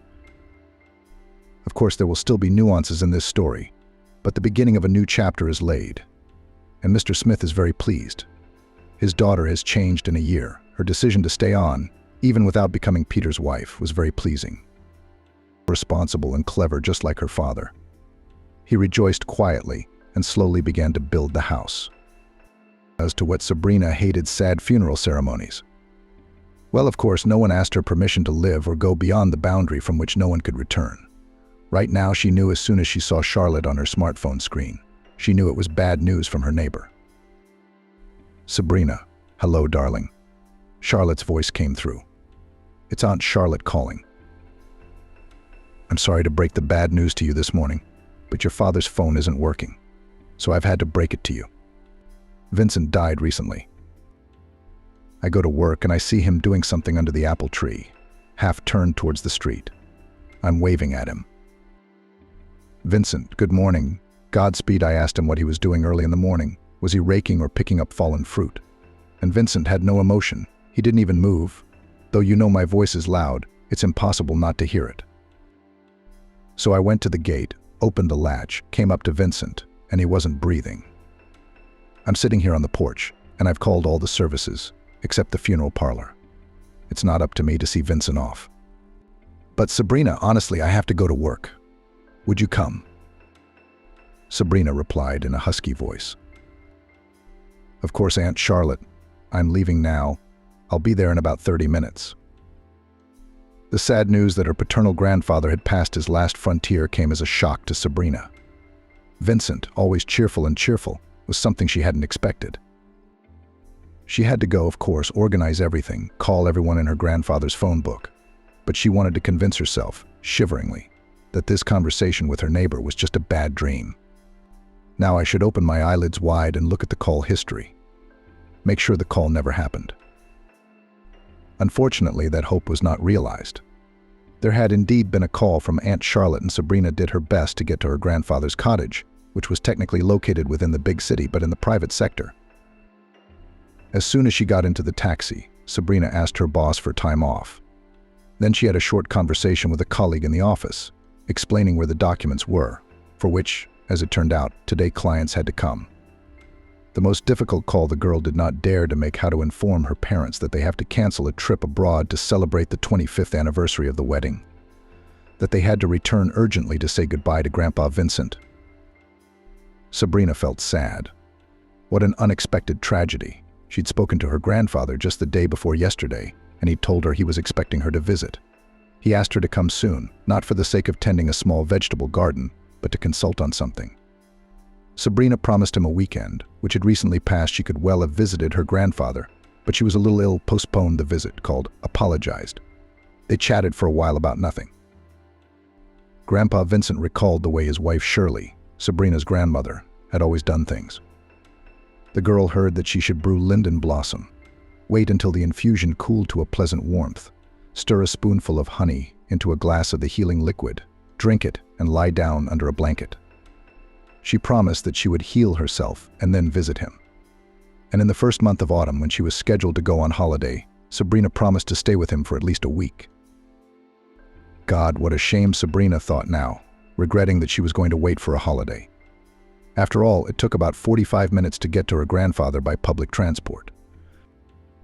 When there were no traffic jams on the roads, it was possible to head not home after work, but to a loved one who had lived a little over a year and was incredibly bored alone. All the more embarrassing was the fact that Sabrina was free and could keep her lonely grandfather company, traveling to and from work, even by taxi, more expensive than public transport, but quick and comfortable. Alternatively, Sabrina could simply leave the house a little earlier to walk in the private sector to the transport stop where the tram of the desired route departed. Everything would absolutely have been solved, somehow managed and sorted out. But she had not had the foresight to realize that Grandpa Vincent required care and supervision, and that his requests to come were not a mere whim, but the wishes of a lonely elderly man. Sabrina felt an agonizing sense of shame. And sighing, she tried to call her parents. However, both her dad's and mom's number were out of range. The girl had to send an email, hoping that the unpleasant news would not be read too late after solving the rest of the issues. The time on the journey to her grandfather's house flew by. Sabrina stepped out of the taxi and, after listening to Aunt Charlotte's sympathy, felt a real grief come over her. Her neighbor hugged the girl who had arrived, told her to hang in there, and ran to work. Sabrina looked at her grandfather and waited for him to get up, pull himself up and call her into the house or into the arbor with grapes. However, the miracle did not happen. The neighborhood services that arrived on the call conducted another ritual associated with the passing of the older generation. The paramedic pronounced Vincent dead, presumably from a heart attack. She advised Sabrina to contact the funeral agencies and explained that they had specialists who could organize grieving procedures with due respect for the deceased and sympathy for his relatives. Sabrina heeded the advice and tried with all her might to hold back the bitter tears of despair. It was not until dinner time that the girl was alone. Sabrina entered her grandfather's house, crying when she saw the phone on the table, which he had apparently forgotten on his last morning. Probably if he had had the mobile phone, he would have been able to call somewhere and ask for help. But there was no changing the past. Things just happened the way they did. The girl had discovered the hiding place that Grandpa Vincent and Grandma Shirley had told her about shortly after she came of age. The man then pulled back the rug hanging over the bed, pressed gently on one of the wooden panels, then with a slight movement slid it aside. Surprised, the girl saw a deep vertical niche. Grandfather explained, "Here, granddaughter, these are our funeral ones. Shirley and I have been quietly putting money in here, so as not to be a burden to anyone." Sabrina remembered how she had started nagging her grandparents back then, said it was too early for them to be thinking about such a topic. She assured them they'd have great-grandchildren to nurse. "No, my dears, that won't do. First, you'll have to consider my fiancé approve, and then you'll have to help raise the babies. Mummy and Daddy are always busy." Grandmother, stroking her smiling granddaughter's head, quietly objected. "Sabrina, it's not like we're asking you if it's too early to think about your last journey in this world or not. We're just showing you so you know just in case. After all, Vincent's 70th birthday is this year. And I'm a little younger. Alas, at that age, anything can happen. Your parents know about the stash, of course. What if they're shy or modest?" Grandpa Vincent supported his wife. "We don't want to be a burden to you. Well, let's get this conversation over with." Grandmother hurriedly changed the subject and began to talk about the amusements of a little kitten she had picked up, unpretentiously nicknamed Man. Now, 6 years after this conversation, the skinny little boy has turned into a well-fed, long-haired, and independent handsome. His owner's departure was a real shock to the animal, and he even lost his excellent appetite for a few days. However, Grandpa Vincent managed to bring the cat out of this state, and now this mission fell to the share of Sabrina. It seemed to Sabrina that the orphaned cat understands everything, and that's why he curled up in a ball on his grandfather's bed and doesn't even react to the sound of the refrigerator door opening. The agency recommended by the ambulance lady really turned out to be professional. A serious man suggested Sabrina to organize a farewell not at home, but in a special ritual hall at the cemetery. It was much easier to get there than here, in the private sector. And the house, though big, would still be cramped. "There is no fuss and crowding. The hall there is convenient, comfortable," said the man. "Everyone will be able to say goodbye quietly, and without the crush that usually accompanies the removal from the flat or house. Everything will be touching and civilized. Besides, it will save you a lot of trouble." Sabrina thought it was a reasonable suggestion, but she had to spend not only her meager savings but also Vincent's grandfather's stash to pay for the funeral. She did everything necessary, as if in a daze, waiting for her parents to arrive, or at least to reply to an email, but in vain. Sabrina contacted the hotel where they had booked the room, but as she understood from the reply in broken English, Mr. and Mrs. Robinson did not check in. They explained that they had decided to change their plans slightly. Sabrina was worried about her parents, but there was nothing she could do. Clods of earth began to fall on Grandpa Vincent's coffin lid, but neither his son nor daughter-in-law showed up. It was Sabrina who received the condolences and sympathy, and she had to listen to the lamentations of the distant relatives who had come to see the old man off. Some unashamedly spoke out about the irresponsible son and daughter-in-law who did not attend the mournful event. The girl defended her parents as best she could, and the guardians of other people's morals were silent for a while, transferring the conversation to other topics. Gradually, only relatives and the closest of neighbors remained at the memorial table in a small cafe. Sabrina, who had last seen most of them just under a year ago at Grandma Shirley's farewell, could hardly stand all the questioning. She wanted to run away from the cafe, but she had to fulfill her duty as a granddaughter to the end.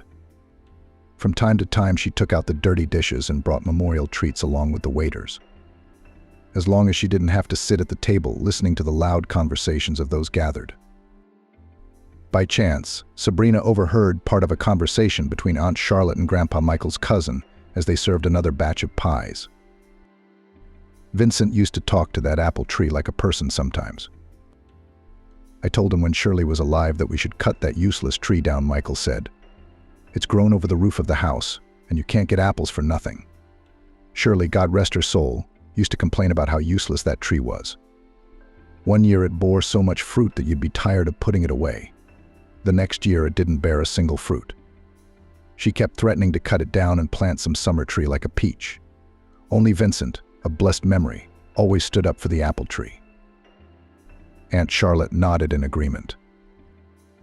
You're right.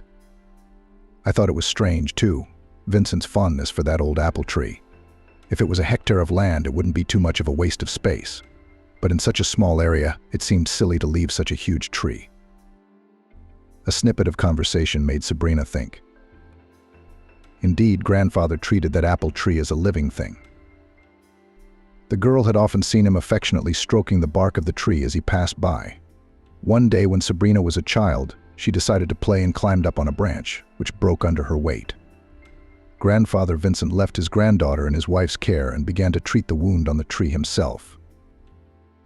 Lately, after Grandma Shirley's death, Grandpa had preferred to rest alone under the apple tree, rather than in the specially built gazebo covered with grapes. Thoughts of the mysterious apple tree Vincent had singled out briefly receded before the sad worries. The relatives were the last to leave the rented hall, and Michael reminded Sabrina. Someone has to spend 40 days and nights at Vincent's house. Would you be okay alone until your parents showed up? Maybe I should send someone with you. At least take my Tracy, my youngest daughter, with you.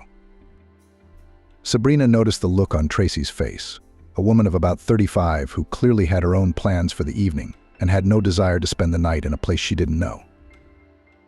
Thank you, but I can really manage on my own. After all, it's kind of a token of my respect for my grandfather. Saying goodbye to everyone, the girl hurried home from the public transport stop, as her relatives had to go in different directions. Barely opening the gate of her grandfather's house, Sabrina had time to regret that she had tried to create an image of an independent and strong person. Of course, she wasn't too young to be afraid of an empty house, but she'd already spent a few nights here all alone. Would she be able to cope?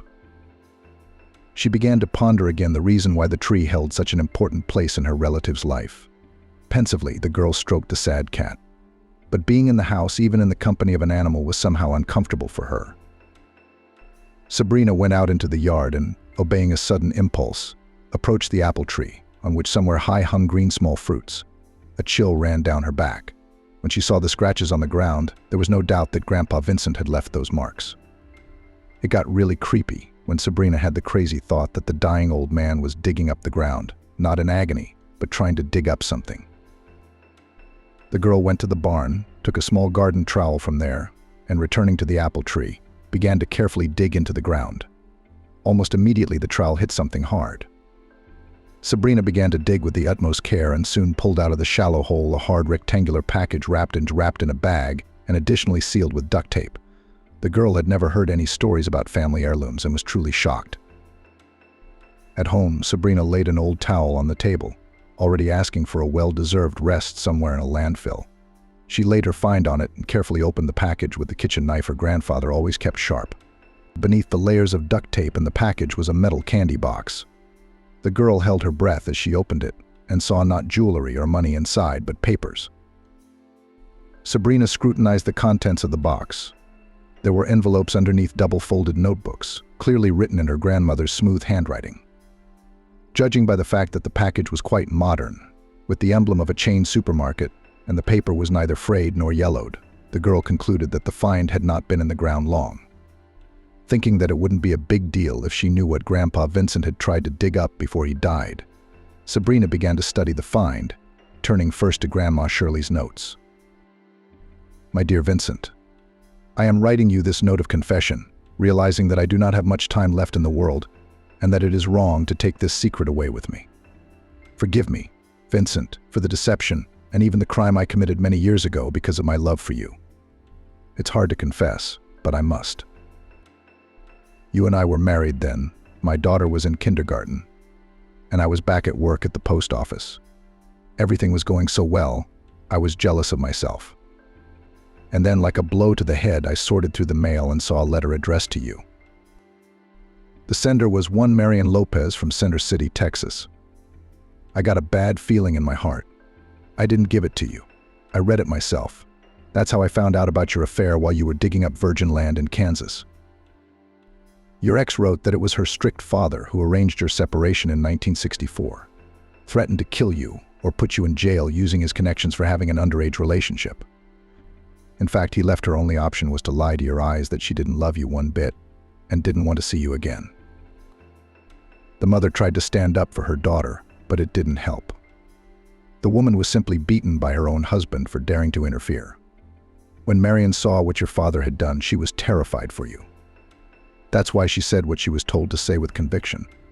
After this brutal confession, you predictably flared up, packed your things, took an apple sapling as a souvenir for your parents, and returned home. She wrote that she was pregnant by you, and to hide the sin, she was married without official registration in the registry office to some widower, with many children in a remote settlement that did not even have a name. I read Marian's letter in the dark, and even began to empathize with your young lover. She complained that her family life had failed. The man she had to live with treated her like a servant. Marian named her baby girl, your daughter, after her mother, Cheryl, despite the scandals with her in-laws. The unfortunate young mother was literally enslaved. She endured beatings, humiliation, and relentlessly planned her escape. When her daughter grew up, Marian found it even harder. The native children of this so-called husband began to abuse the girl, and her mother could not say a word in her defense. The beatings started right away. It was only after 5 years that Marian managed to escape from her husband. She did not give details, but from the blurred letters, from the spilled tears, it was clear it was very difficult. Marian asked you to come and fetch her and her daughter at this very center. She said she would wait for you. When I read the letter, it was as if I'd gone blind and deaf all at once. I didn't know how I was supposed to go on. Giving you the message meant losing my family. We only had a 3-year-old daughter. How could I take away her father with my own hands? How would she grow up without you? I confess, I destroyed that first letter, threw it in the oven. I thought I was protecting my family. I was wrong. Marian continued to send letters. The next one came almost a year later. Apparently she was timing it so you'd hear from her and her daughter on your birthday, asking why you didn't answer her. How could I have been afraid that she'd pack up and come to you? It's not that far, maybe a little over 300 miles. Or something like that. So we're almost next door to someone who could ruin my life. If I can burn the letters, it's the people that's more difficult. What am I supposed to do with a woman and a child? I started to think how I could keep them away from you. I wrote a letter, copying your handwriting and your name just in case. I promised I'd come as soon as I could. You probably don't remember how I persuaded you to move, but you wouldn't agree. So I lived like a volcano. I didn't know how to protect my happiness, how to save it if you found out the truth about your daughter. I didn't take holidays or sick leave with Wilfred at work because of it. Then you realized 5 years later that it's only once a year that woman bothers you. I felt a little better. I burned the letters for a long time, for a few years. Then I felt as if I was ashamed. I started hiding them. I knew there were places in the house you'd never think of going. The only thing was that I couldn't leave my post office because of my fears, and I refused the post at the main post office. But that's all right, I got used to it. How long did I write to you? But I saved only 10 messages with the last letter, which came from Beaverton in 1994, and I did a mean thing. In it, Marian wrote that her health was failing, that she needed medication. And although Cheryl was trying to support her, she was always short of money. Obviously, it was a time when people were scared and unstable. The whole country was in a fever. Marian didn't ask for anything for herself. But of course I couldn't be completely calm. What if she came to our land? What if she decided to see you? I sealed the envelope carefully and returned it with the note the addressee has dropped out. After that, the stream of letters from Marian dried up. I wish I'd done that before. I don't know. It wouldn't have been a problem in the first place. Now I don't know what to do with the letters. In fairness, you should read them, but not while I'm alive. So when you hear the bitter story of Marian and your daughter, I'll be gone. Forgive my selfishness, but I could not have done otherwise. I loved you too much, and I didn't want to leave my son without a father. I don't care anymore. Wilfred's all grown up and my granddaughter's a bride. So the way to Marian is clear. I only ask you to wait at least a year after I'm gone before you look for your first love and a daughter you've never seen. Endure this period of mourning in honor of all that was good between us. And then do what your heart tells you to do. Forgive me for everything. Loving you, Shirley. Sabrina was shocked to read the note. The story of tragic love, years of deception and hard confession touched her. Involuntarily, the girl thought that perhaps Grandma Shirley should have kept her secret forever. And on the other hand, realized that it was too cowardly. Of course, it was easier to judge from the outside than to find oneself in such a stalemate. And Sabrina couldn't imagine what she would have done in her grandmother's shoes. Would she have told her lawful husband that her friend still loved him and was waiting for him, together with their daughter? Or would she have tried to shield him from this literally amazing information by any means imaginable? It was clear to Sabrina what Grandpa Vincent wanted to talk to her about. Surely, as the year's grace period that Grandma Shirley had asked him for was coming to an end, he wanted advice on how to find his long-lost lover. It had been a long time, and it was possible that Marian had long since changed her common surname, Lopez. Her daughter Cheryl, Sabrina, and her father's blood sister could also be married. Trying to distract herself from the unexpected information she had received, Sabrina folded the leaves back into the box and put it in the wardrobe, not daring to read the letters Marian had sent to her grandfather just yet. The girl subconsciously feared that some more details of her loved one's private life might be revealed. Grandpa Vincent was languishing alone, except for the fact that his old dog Buddy was napping next to him. It was boring, so Sabrina started cleaning, though it wasn't really necessary. She took out a bucket of dirty water to splash it in the far corner of the plot, where the rose was still modestly green, but which would be covered with a scattering of golden buds in autumn, and she saw a car pull up to the gate. Sabrina's parents, who had finally returned from abroad, got out of the car, and she was incredibly happy. Even if this meeting was with a touch of bitterness, but at least the excitement for her parents had receded. In the course of a confusing conversation, it became clear that they had traveled to a place where there was no communication or internet access. They had received a sad message from Wilfred and Patricia's daughter when they reached civilization just before Grandpa Vincent's funeral and had hurried back. However, they were still late. Sabrina was relieved that she now had the support she so desperately needed. After hugs and tears, when everyone was already at the table, she began to tell her father and mother about the unusual find. The girl took the box out of the cupboard to prove her words. Together with her parents, she once again read aloud Grandma Shirley's handwritten confession. Then they studied the surviving letters. In one of them was a picture from the photo studio. It showed two pretty girls who looked only remotely like Kansas natives. The two beauties were clearly related in appearance, but they looked more like sisters with a slight age difference. The inscription on the back of the photograph, however, indicated that they were Grandpa Vincent's first love and their mutual daughter, Cheryl. In beautiful handwriting it was inscribed, "In memory of my beloved Vincent from Marian and Cheryl on her 16th birthday. We hope to see you again. 1981. Wilfred, forgetting his respectability, even whistled. Yeah, to say I'm surprised is to say nothing at all. How did Mum manage to keep it all a secret, not give away her knowledge for so many years? I have no idea." Patricia, with whom her mother-in-law had a marvelous relationship, was also puzzled. Against all notions of family life, they had had so many heart-to-heart talks. But Shirley had never said a word about the fact that somewhere far away her official husband had a lover and an illegitimate daughter. It wasn't easy to come to terms with such news. Patricia asked, "Wilfred, do you think we should find your sister and her mother? If she's still alive, of course, or should we let things stay as they are?" The man himself didn't know how he should react to what was happening. From what he had learnt from his daughter, his father wanted the secret of his youth to be known. On the other hand, was it ethical to intrude into the fate of a woman who was a stranger, but a blood relative?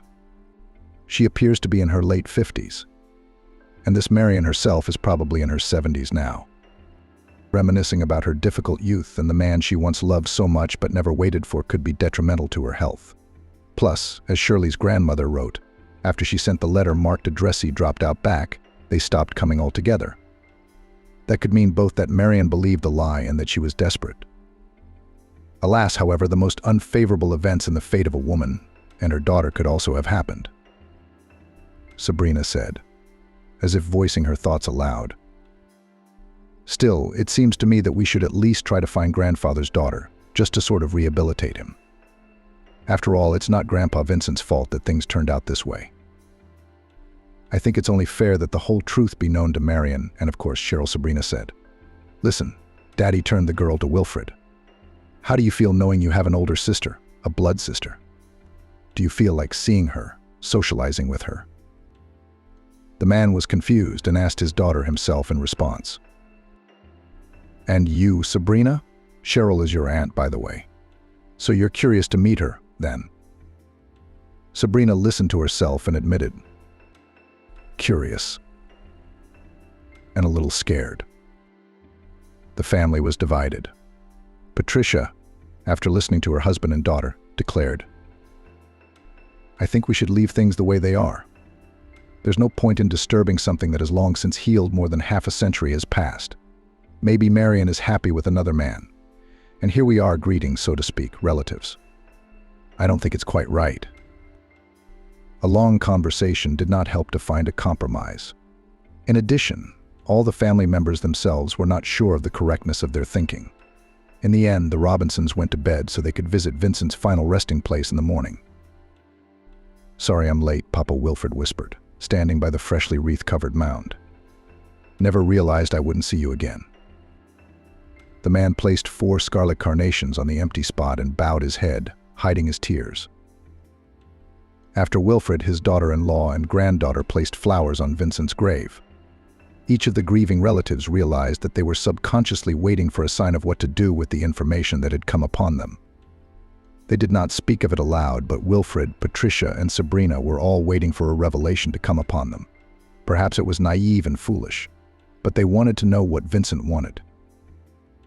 As much as the Robinsons hoped for a clue, they couldn't get one.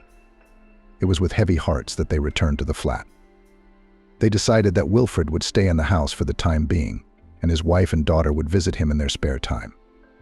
While Patricia helped her husband to pack at least a minimum of necessary things, Sabrina hurried to the nearest shop to buy for the grieving man some particularly tasty food. She felt sorry for the cat, who seemed to have lost his luster and appetite. After consulting with a serious-looking woman, who gave the trolley bags of wet food, Sabrina gave her grandfather's pet some goodies and returned home, holding out a bag of food to her father. Man is a little cranky right now and may refuse the food, the girl asked. Try feeding him from the palm of your hand. He usually starts eating as a sign of respect. Wilfred smiled at his daughter. Don't worry, I won't hurt you. You'll brag about your cat. The days flew by. Sabrina and her mother Patricia went to work, and in the evenings they talked about everything, as the girls had been used to since their early childhood. Of course, they also talked about the secret that Grandma Shirley had kept hidden for so many years. On the 9th day, they decided to hold the wake of Vincent's soul at his house. It seemed like the right thing to do. There seemed to be fewer people than in the cafe after the funeral. But the fact that Patricia had decided to make the cakes herself instead of ordering them from a bakery as a sign of respect for her father-in-law had made Sabrina tired and Sabrina tired and Sabrina tired. But the memorial treats turned out unusually tasty, as if someone from above helped to cook. They sat together heartily, remembering various incidents from the past. Wilfred gently tried to ask his great-uncle, Michael, is there anything you can tell me about Daddy's youth? The older man was happy to talk and spoke in a sing-song voice. Vincent was always brave for any good cause, responsive and determined. When he came back from the army, he went to the factory to get a job in the personnel department. As his mother told me later, he heard from someone that young people from our town were going to the Virgin Lands. It was not a novelty then. The film about the dashing guy had already come out, very inspiring. And in general, everything was on the rise. Everyone wanted to help the country. It was a united effort.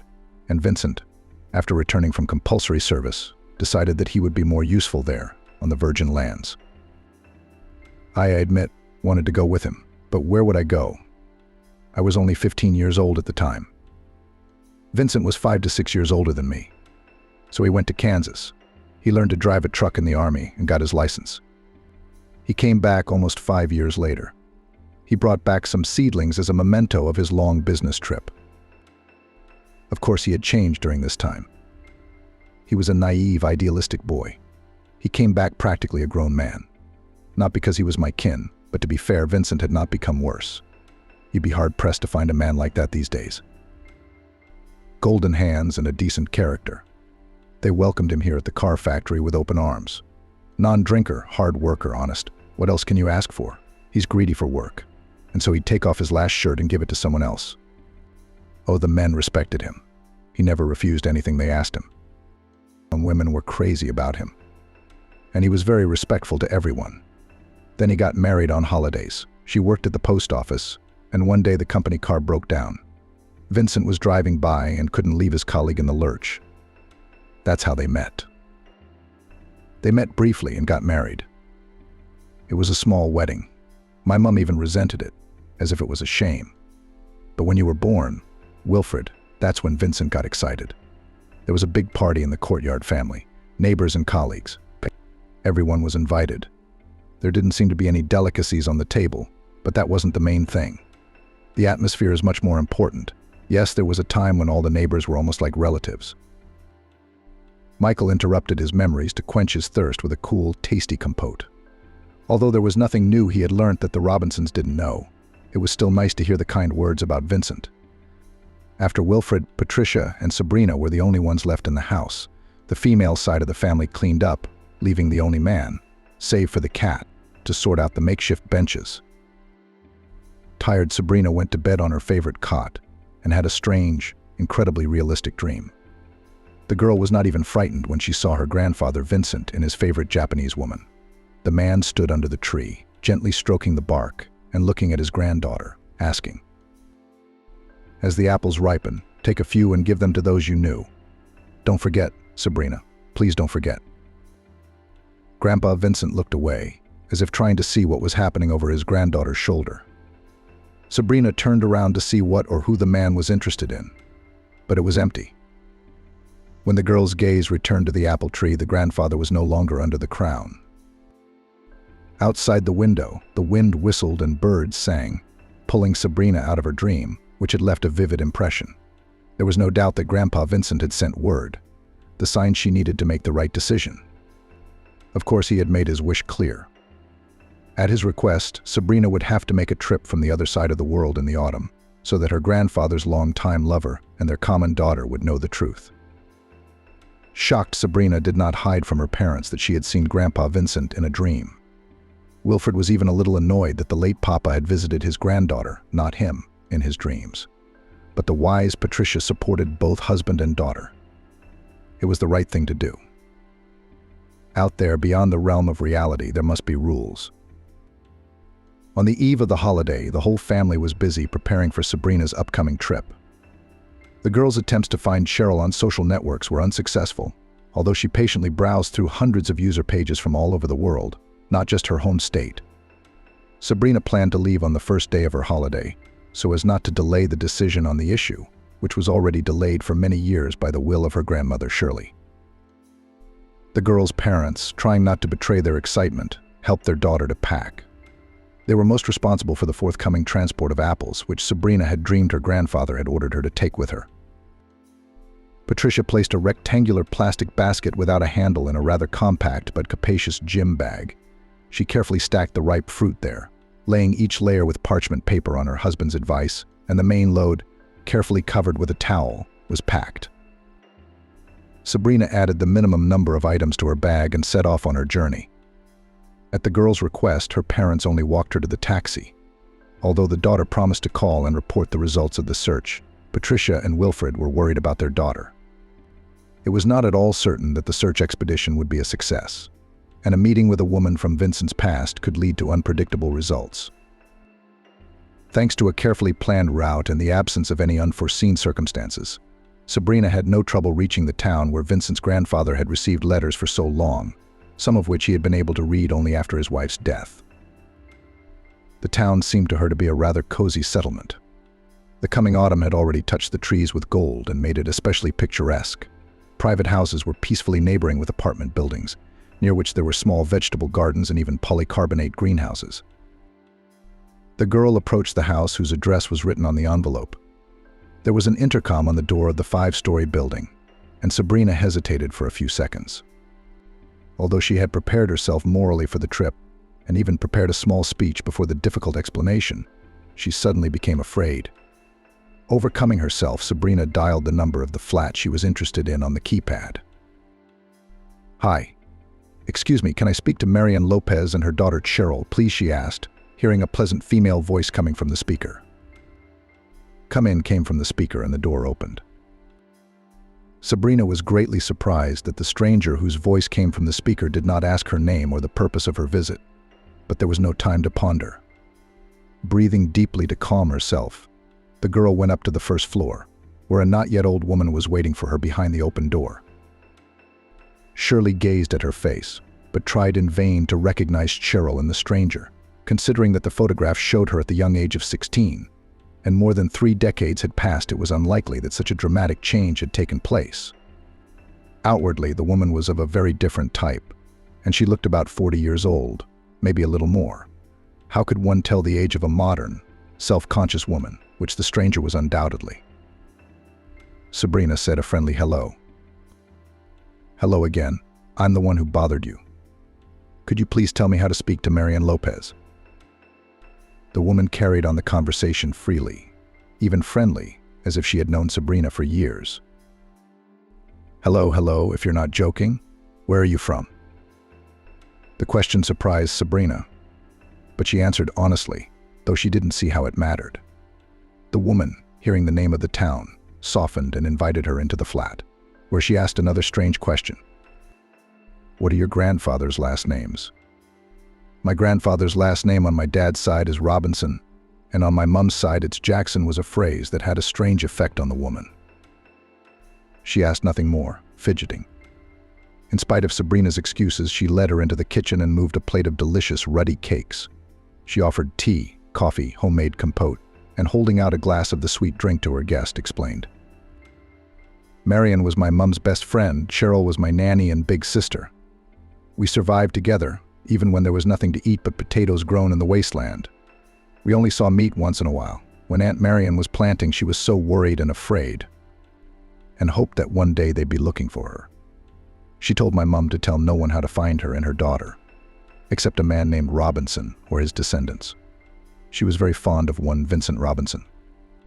A daughter is a daughter, the fruit of their love sinful and sweet." "Yes, that's right. Vincent Robinson is my grandfather," Sabrina confirmed the rejoinder. "He was my grandfather. He passed away recently. It was only afterwards that it came to light that he once had his first love and their shared daughter living here in your flat at this very address. It's not Grandpa Vincent's fault he didn't find them sooner. It's just the way things are." The landlady took a notebook out of the cupboard, tore out a piece of paper, took a pen, and flicked through the pages. She began to rewrite something, not forgetting to be cordial. "Are you eating? Drink. You came straight here from the railway station, didn't you? Have some refreshment. You'll have to go to Sacramento to meet Marian or Tracy, to meet again. And you didn't move. We had to, even though it was incredibly hard to part with each other. It was almost like we were family. But after Aunt Marian ran into an acquaintance of the man who kept her as cheap labor, I was afraid to stay here. It's easier to get lost in a big city. Here, I wrote down their address and Cheryl's phone number for you to make an appointment. Knowing Aunt Marian, I'm sure she's still waiting to hear from her beloved Vincent. But it's better if you and Cheryl call. Arrange a time and place to meet at their place, not too well in the house. The daughter's husband is a real creep. The first time I saw him, I was scared. A man standing there, smiling at you, but his eyes were contemptuous and evil. As Aunt Charlotte told me later, he helped her daughter a lot when she got a new job in town, and she fell in love without noticing any of his faults. When she did, it was too late, like a fly caught in a spider's web. No matter how hard Aunt Charlotte tries to keep him away from her daughter, she just can't seem to do it. Alice was silent. Apparently she herself was troubled by the situation, but she didn't know how to help the woman she considered practically her sister. Sabrina tried not to look hungry, but she couldn't refuse the tasty treat. She belatedly remembered the rules of etiquette. "Excuse me, my name is Sabrina. Thank you so much. Your pies are delicious and your compote is wonderful." The woman was very sweetly embarrassed. "Oh, come on, that's good." Alice pounced with questions. "My name is Alice. And please don't use you to me, it makes me uncomfortable. By the way, Aunt Marian taught me how to cook. She's really good at cooking. Listen, Sabrina, do you have any money for the journey? The taxi fare will be insane, but it's faster than the train. I'm sorry it's not much, but I can give you 1,030. Sabrina was struck to the core by this offer. Some Alice, a seemingly quite modern young woman, in her simple-minded and open demeanor was like the positive characters from the old films that grandparents loved to watch. Such goodwill made Sabrina's nose pinch, and she hurried to reassure Alice. "Don't worry, my finances are fine. Thank you, Alice. I'm very pleased to meet you. Thank you for the treats. It's time to move on." Sabrina looked up the cost of a taxi to her destination on the app and sighed. "Yes, you're right. The price is something unbelievable. That's okay. I'll gladly take the electric train." Alice didn't let her guest off that easily. "Wait, let's look at the schedule of trains and trains passing by on the internet. Maybe we'll even book a ticket at once. Otherwise, why are you wasting your time in the waiting room? You'd better keep me company here. Wouldn't you? Wouldn't you?" Sabrina nodded, agreeing with Alice's wisdom. But the caution was unnecessary. It turned out that with time to get to the train station, it was almost time to say goodbye to the hospitable woman. Almost out of the flat, Sabrina hesitated briefly. Opening her bag, she pulled out several large, flavorful apples and held them out to Alice. "These are apples from Grandpa's garden. They're delicious. I don't know how else to thank you for such a warm welcome." Alice was embarrassed again, but accepted the apples. "I can't resist such incredible flavor and beauty. They're just like a picture. Say hi to Cheryl. By the way, with your permission, I think I'll let her know you're going over there. Let her get Aunt Marian ready, or she might have a blood pressure spike or a heart attack or something." Sabrina had no objections, and bidding her new acquaintance a warm farewell, she went to the railway station. She sent her parents a detailed account of how she had been met by the helpful Alice. She told them that Marian and Cheryl had moved, but she had their new address. Her mum, who was clearly worried about her daughter, replied almost instantly and asked her to be careful on the road. The girl light-heartedly promised to look around carefully and not to get involved in any dubious ventures. Fortunately, the atmosphere in the carriage was quite calm. Some of them were gazing thoughtfully out of the window at the scenery, which was becoming less and less recognizable in the darkness. Some of the occasional fellow travelers were dozing, and Sabrina wished she could be as immersed in her smartphone as most of the passengers in the carriage. The charging level made it necessary to refrain from that luxury. Almost at the moment when the departing day crosses the boundary of night to be forever in the past, Sabrina found herself in an ancient town. The girl thought with belated regret that she hadn't realized to take care of booking a hotel room in advance. After all, to appear in Marian's flat at such a late hour was somehow quite awkward. She felt a little uncomfortable, but ordering herself not to be a coward, she quickly, before the smartphone finally ran out of battery, orientated herself how to get to the nearest hotel. Luck favored Sabrina. The receptionist, smiling, even as if sincere, offered a small but, according to her, very cozy room. Sabrina was soon settled into her temporary accommodation, and after putting her smartphone to charge, she showered, had a snack, and lay down on the bed. Although the time was late, the mattress was comfortable and no loud noises penetrated the hotel room. There was no sleep in either eye. Still, in the morning there would be the meeting for which she had traveled. And again there was anxiety. The girl thought for the 100th time what to say to the innocent victim of deception. How to apologize for her grandmother. and in general, in what style to talk.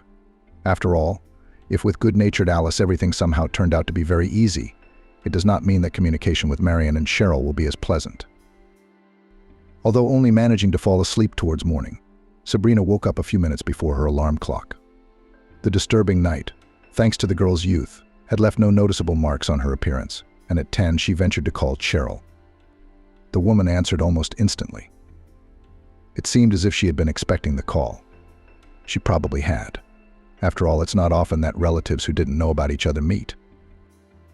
Having quickly arranged to meet at a cafe near the hotel, Cheryl was the first to end the call. Surprisingly, the choice of a neutral public place to meet had finally calmed Sabrina, on whom her recent acquaintance with Alice had made a most pleasant and even reassuring impression. Well, there's just no way such a sweet, kind woman could be friends with and consider bad people her family. So both Marian and Cheryl are at least quite adequate. Besides, in a cafe, surrounded by people, it is unlikely to come to a violent expression of emotion, and there is less risk that Marian will get too nervous. She transferred the basket of apples into the spacious shopping bag she had thoughtfully brought with her and set off. As she approached the cafe, Sabrina spotted a slender woman on the porch of the establishment, whose features looked like the girl from the pictures in Marian's letter. "Hello, Cheryl. I'm Sabrina Robinson. It turns out my grandfather is your daddy," the girl said hello first. The woman smiled.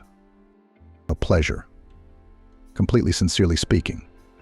I was told by Alice that she had a wonderful experience, and her judgment, as life has shown, is to be trusted. Come on, I'll introduce you to Mum, and we can have a quiet chat. She is waiting for us inside." The introduction procedure was remarkably smooth. Marian was friendly, but with ill-concealed interest in the face of her favorite man's granddaughter. To somehow break the lingering silence, Sabrina held out a bag to the woman. "These are some apples from Grandpa's garden." Marian pulled away from studying Sabrina's face and looked inside the bag and aghast. "Crazy. This is the real variety." The woman carefully pulled out one fruit, sniffed it, holding it gently as if the apple were a living thing, and without addressing either Sabrina or her daughter, spoke softly. It was noticeable that Marian was anxious to express all the pain she had accumulated. "Vincent and I once dreamed that we would live in a house with an apple tree around it. Not just as a fruit tree, but sort of in honor of me. My full name is Marian, which means apple blossom. It's such a shame our dreams didn't come true. I was only 15 when we met. In my native land, however, all girls grow up early, ripe for married life with the man they love. Vincent was 9 years older. I wasn't embarrassed by the age difference. I lied to him. I told him I was an adult. He didn't think I was lying. We loved each other, forgetting everything.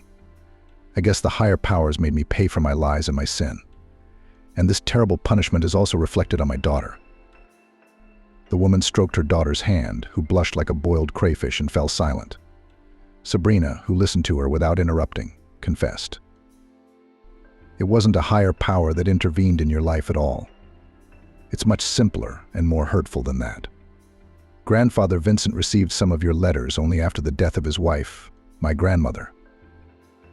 Sabrina detailed everything she knew herself and, not forgetting to mention her strange dream, summarized. "So I came here to make you all aware. Both my parents and I thought it was the fair thing to do.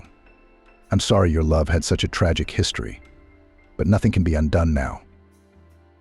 Marian held the apple in one hand, pressing it to her heart with the palm of her hand, the other wiping away the tears that were stubbornly rolling down her cheeks. Neither Cheryl nor Sabrina knew what to say or how to comfort the woman in her grief. There was a silence, like an unspoken moment of silence for Vincent's death. They had not yet ordered drinks and food. Marian, as if waking from a daze, suggested, "My dears, why don't we take a walk down the street? I'm feeling a little short of breath." Sabrina and Cheryl agreed without hesitation, although the look on the waiter's face when he didn't wait for an order, or at least a tip, was simply disgruntled. No one seemed to care about him at all.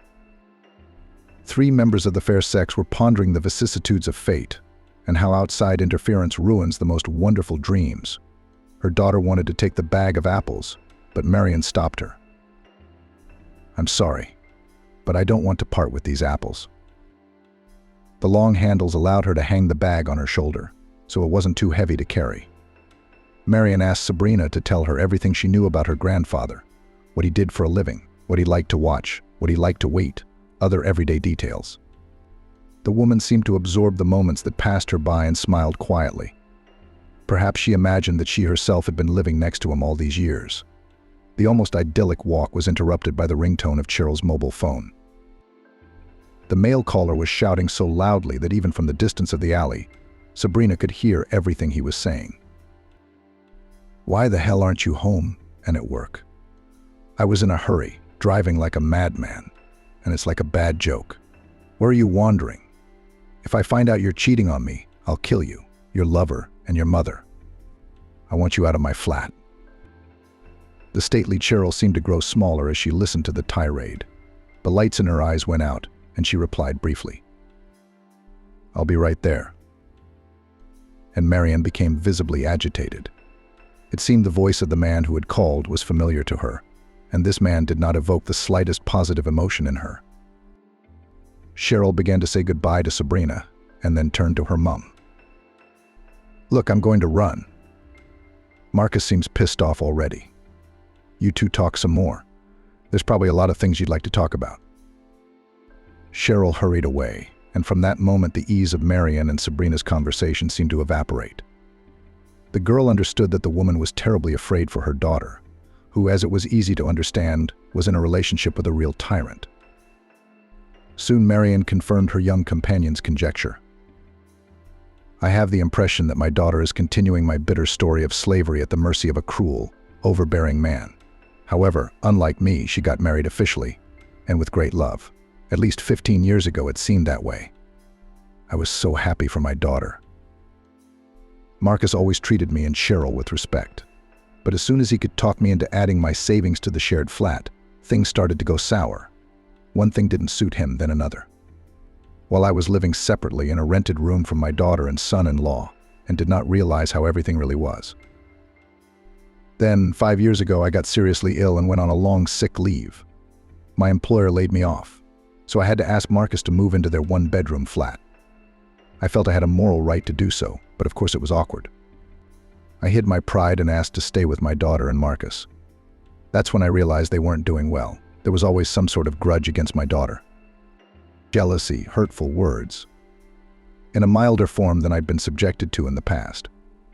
But every accusation against Cheryl was a punishment. Recently, he's been harping on my infertility, even though he's always said that his back is interfering with our life plans. I get the impression he's provoking Cheryl into divorce, and then we'll end up with some kind of cubbyhole when we share the flat. I realize now that Marcus is going to divide everything down to the last spoonful. That she and I will be like two blades of grass that can't be broken. I don't have a law degree. Cheryl's a long way from it either. We can't financially afford a good lawyer.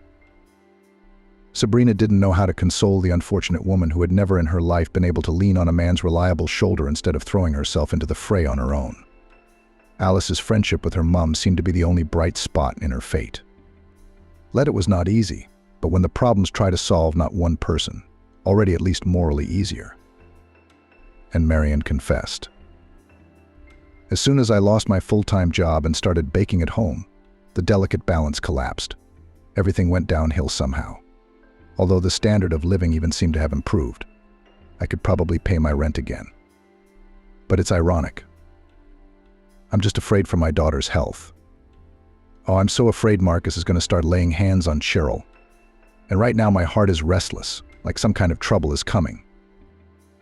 Sabrina, I hate to drag you into our family squabbles, but come to our place, please.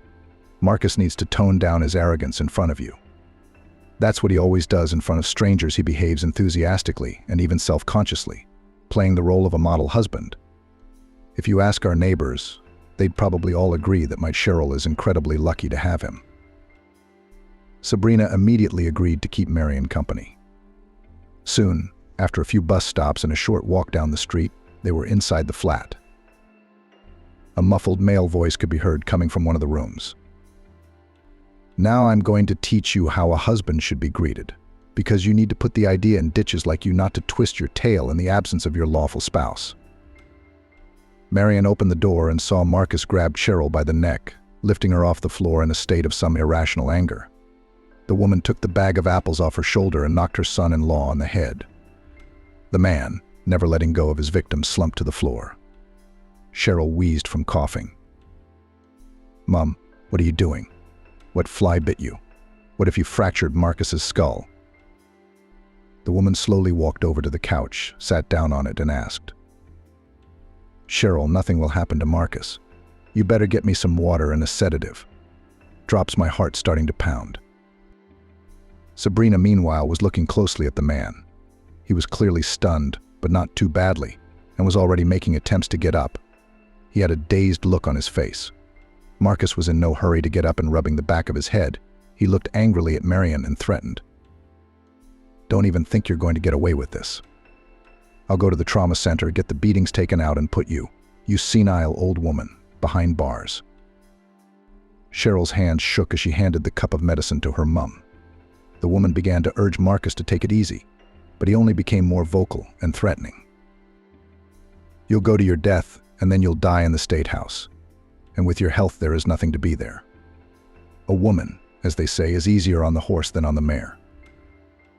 Unexpectedly, Marcus' tirade was interrupted by Sabrina, who, together with her grandfather and father, had watched various detective shows and had little but valuable experience in calming down even the most inadequate visitors and suppliers. "First of all, I'm calling the police here right now. I saw you trying to hurt Cheryl with my own eyes. So Marian's actions may well be classified as grievous bodily harm in self-defense."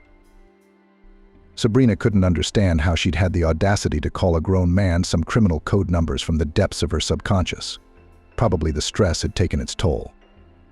She was so dashingly inserting phrases from her head, some legal terms, that Marcus, under the fierce pressure of the stranger, visibly staggered, and then, carefully rising, left the room, throwing his wife. "You are lucky I have a strong head, or you would have been a widow." When the man left, Sabrina took a seat on the couch next to Marian. The woman began to apologize to her guest. "I'm sorry, Sabrina, for what happened." Inside, though, the girl was all shaking with anger.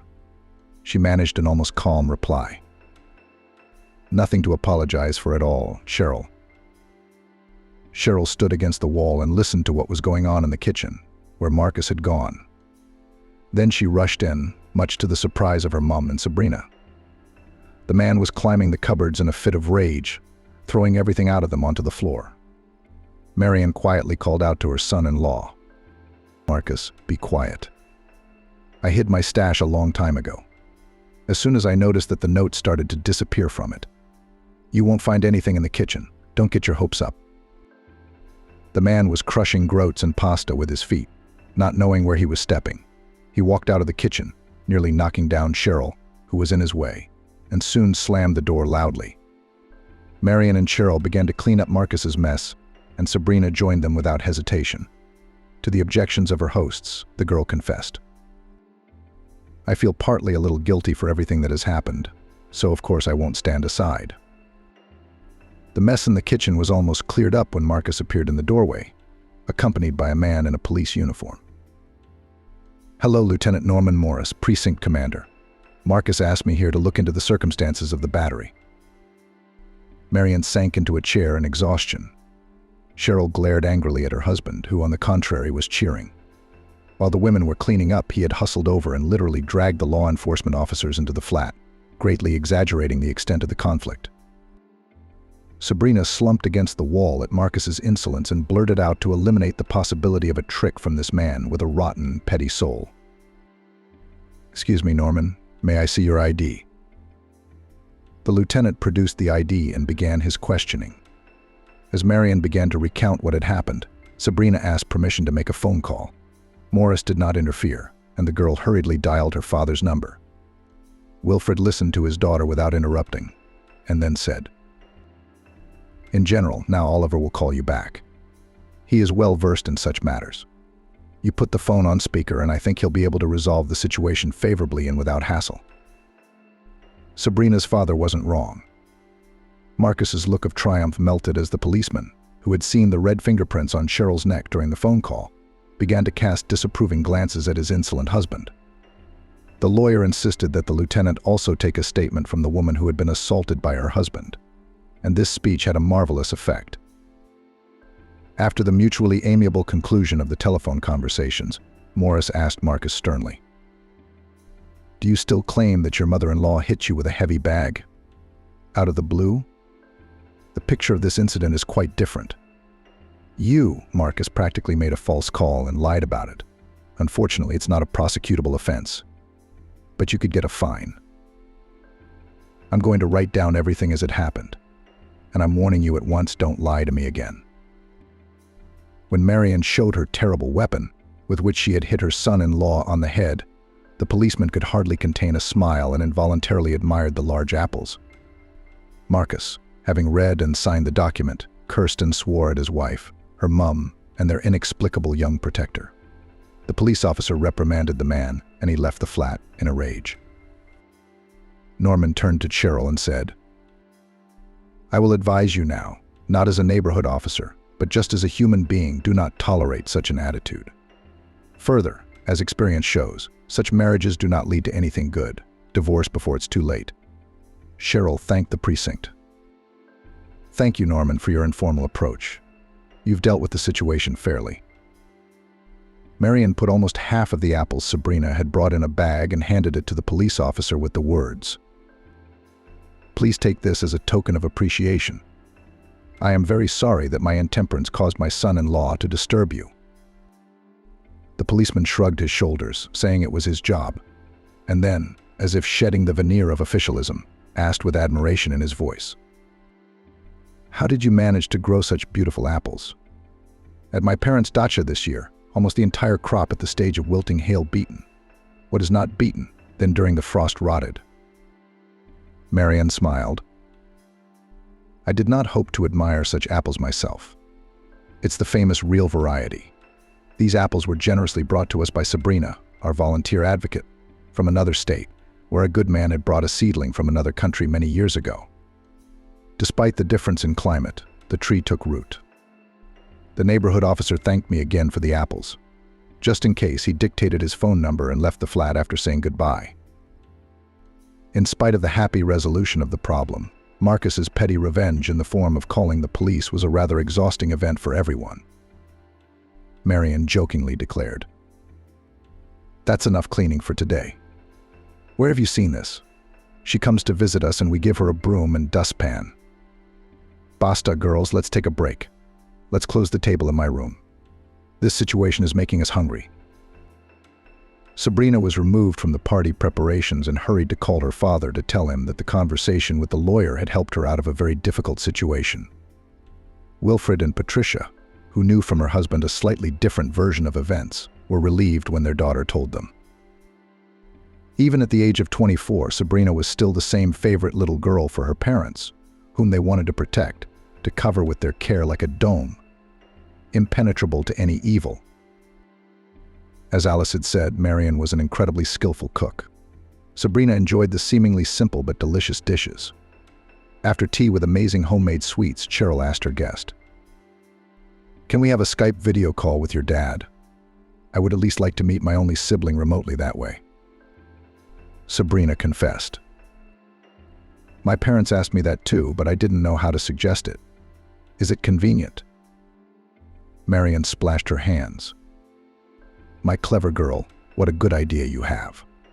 Hurry up and get everything set up." Just a few minutes later, Wilfred's image appeared on the laptop screen. First of all, the man began to apologize to Marian. "It's hard for me to say this, but the happiness of my parents' family and my own carefree childhood was actually built on a foundation of your misfortunes. Most likely, if the letters from you had reached my father earlier, he would have found a way to help you.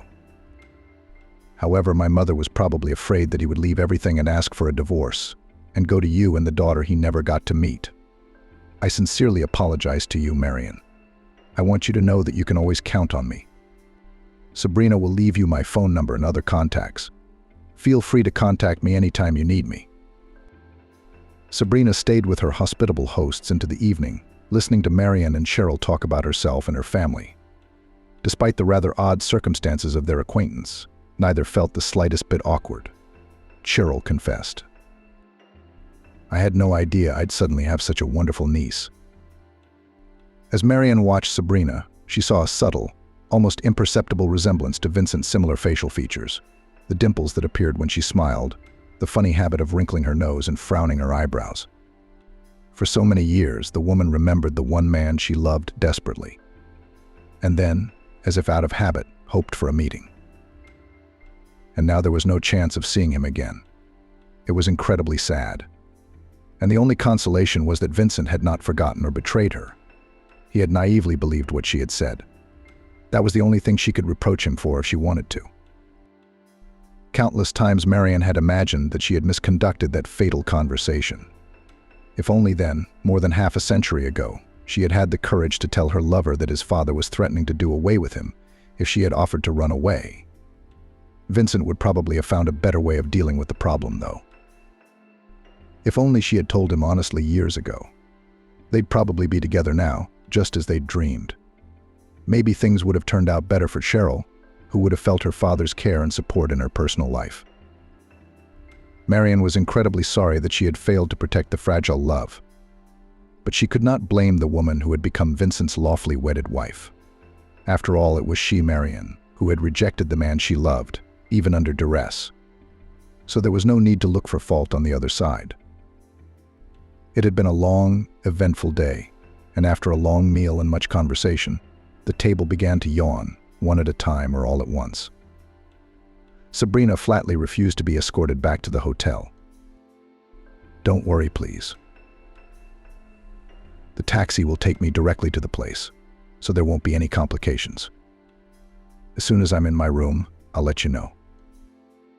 Marian and Cheryl said goodbye to Sabrina as a close relative, with whom not only blood ties but also friendship.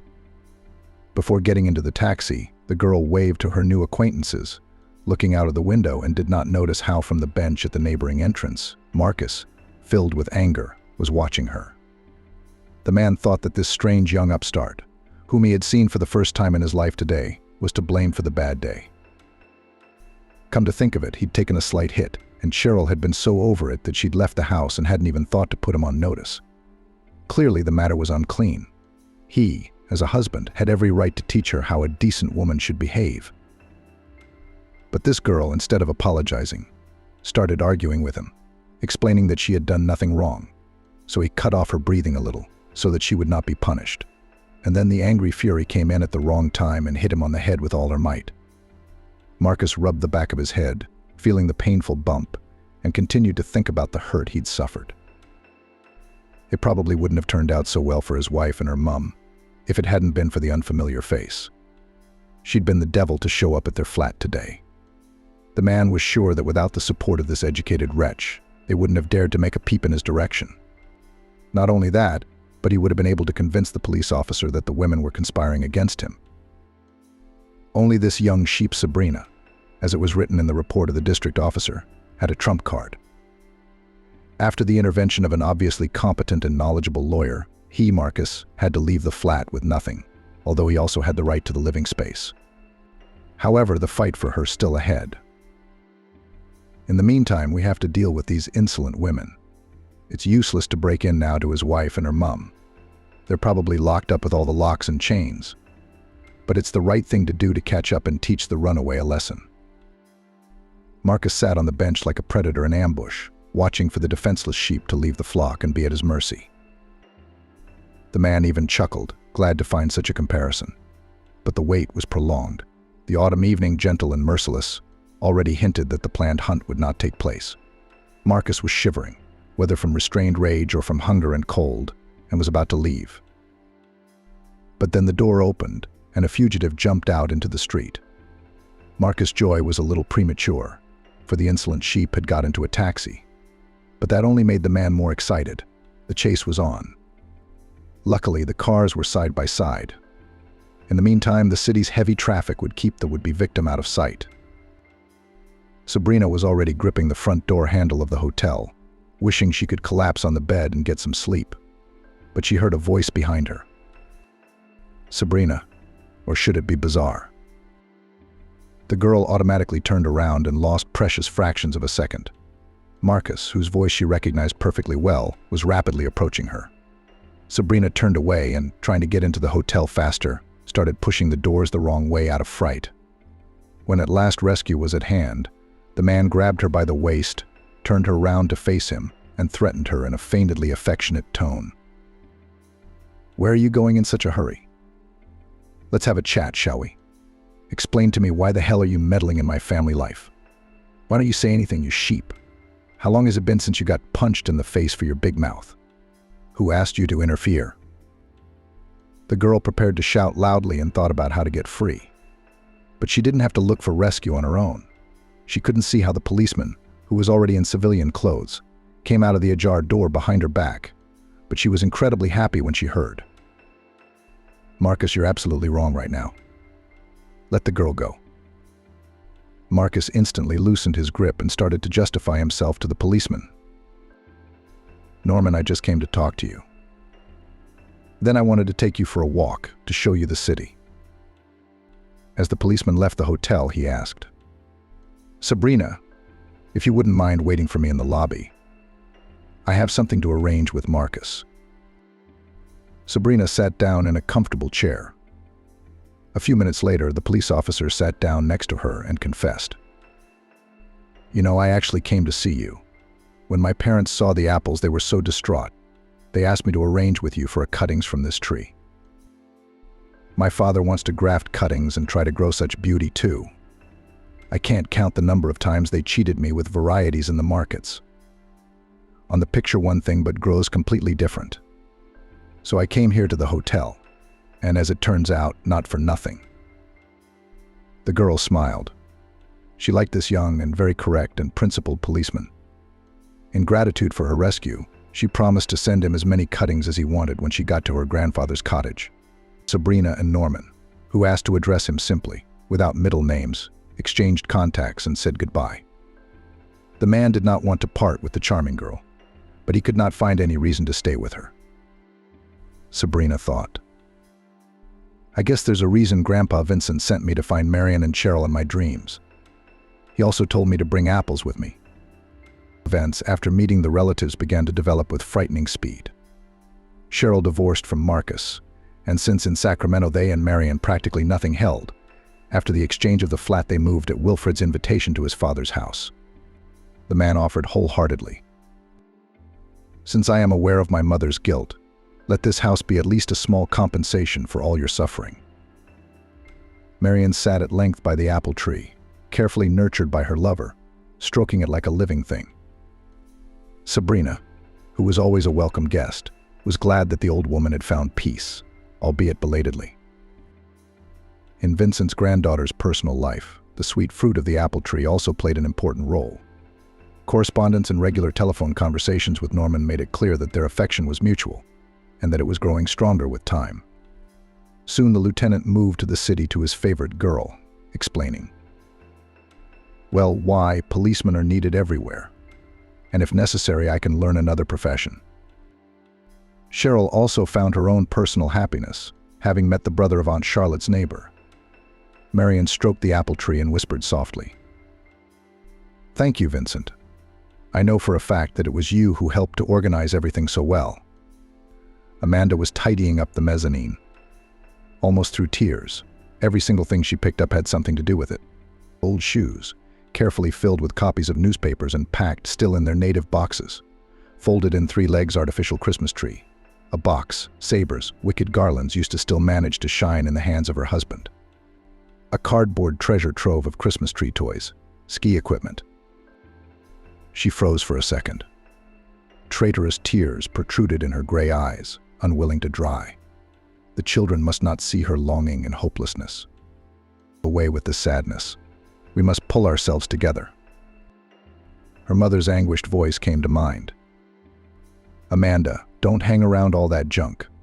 The top storeroom is a bunch of junk. I'll be sure to get there and throw everything in the bin."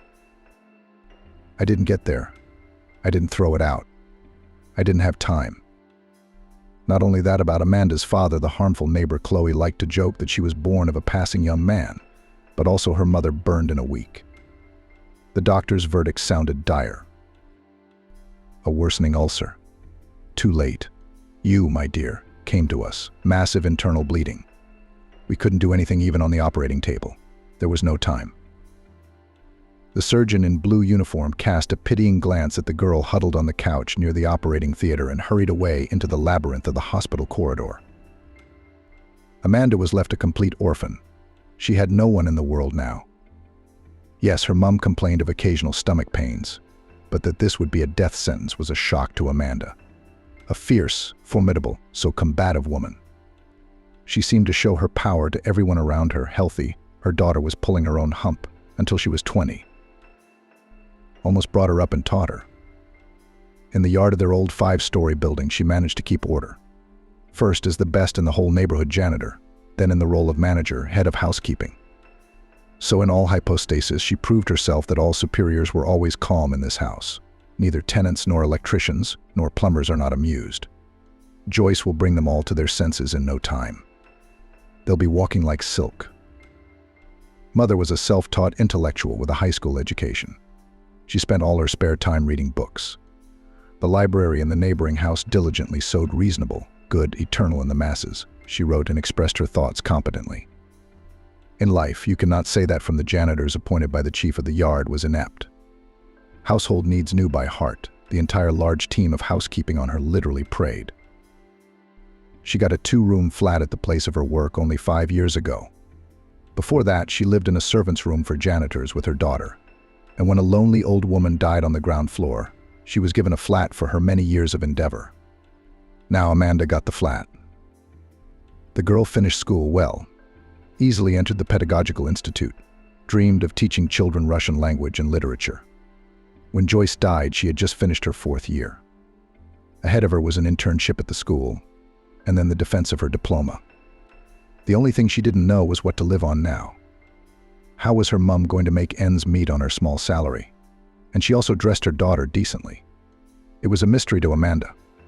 The stash in the bookcase of the metal sesame box ran out almost immediately. At least the tenants contributed to the funeral expenses. The rest was taken care of by the communal workers. After sitting for a month on cereals, pasta, potatoes, and tea and sugar, as Joyce always used to stockpile food from her salary, Amanda realized that she needed to find a job. She wouldn't last long without a new injection of cash.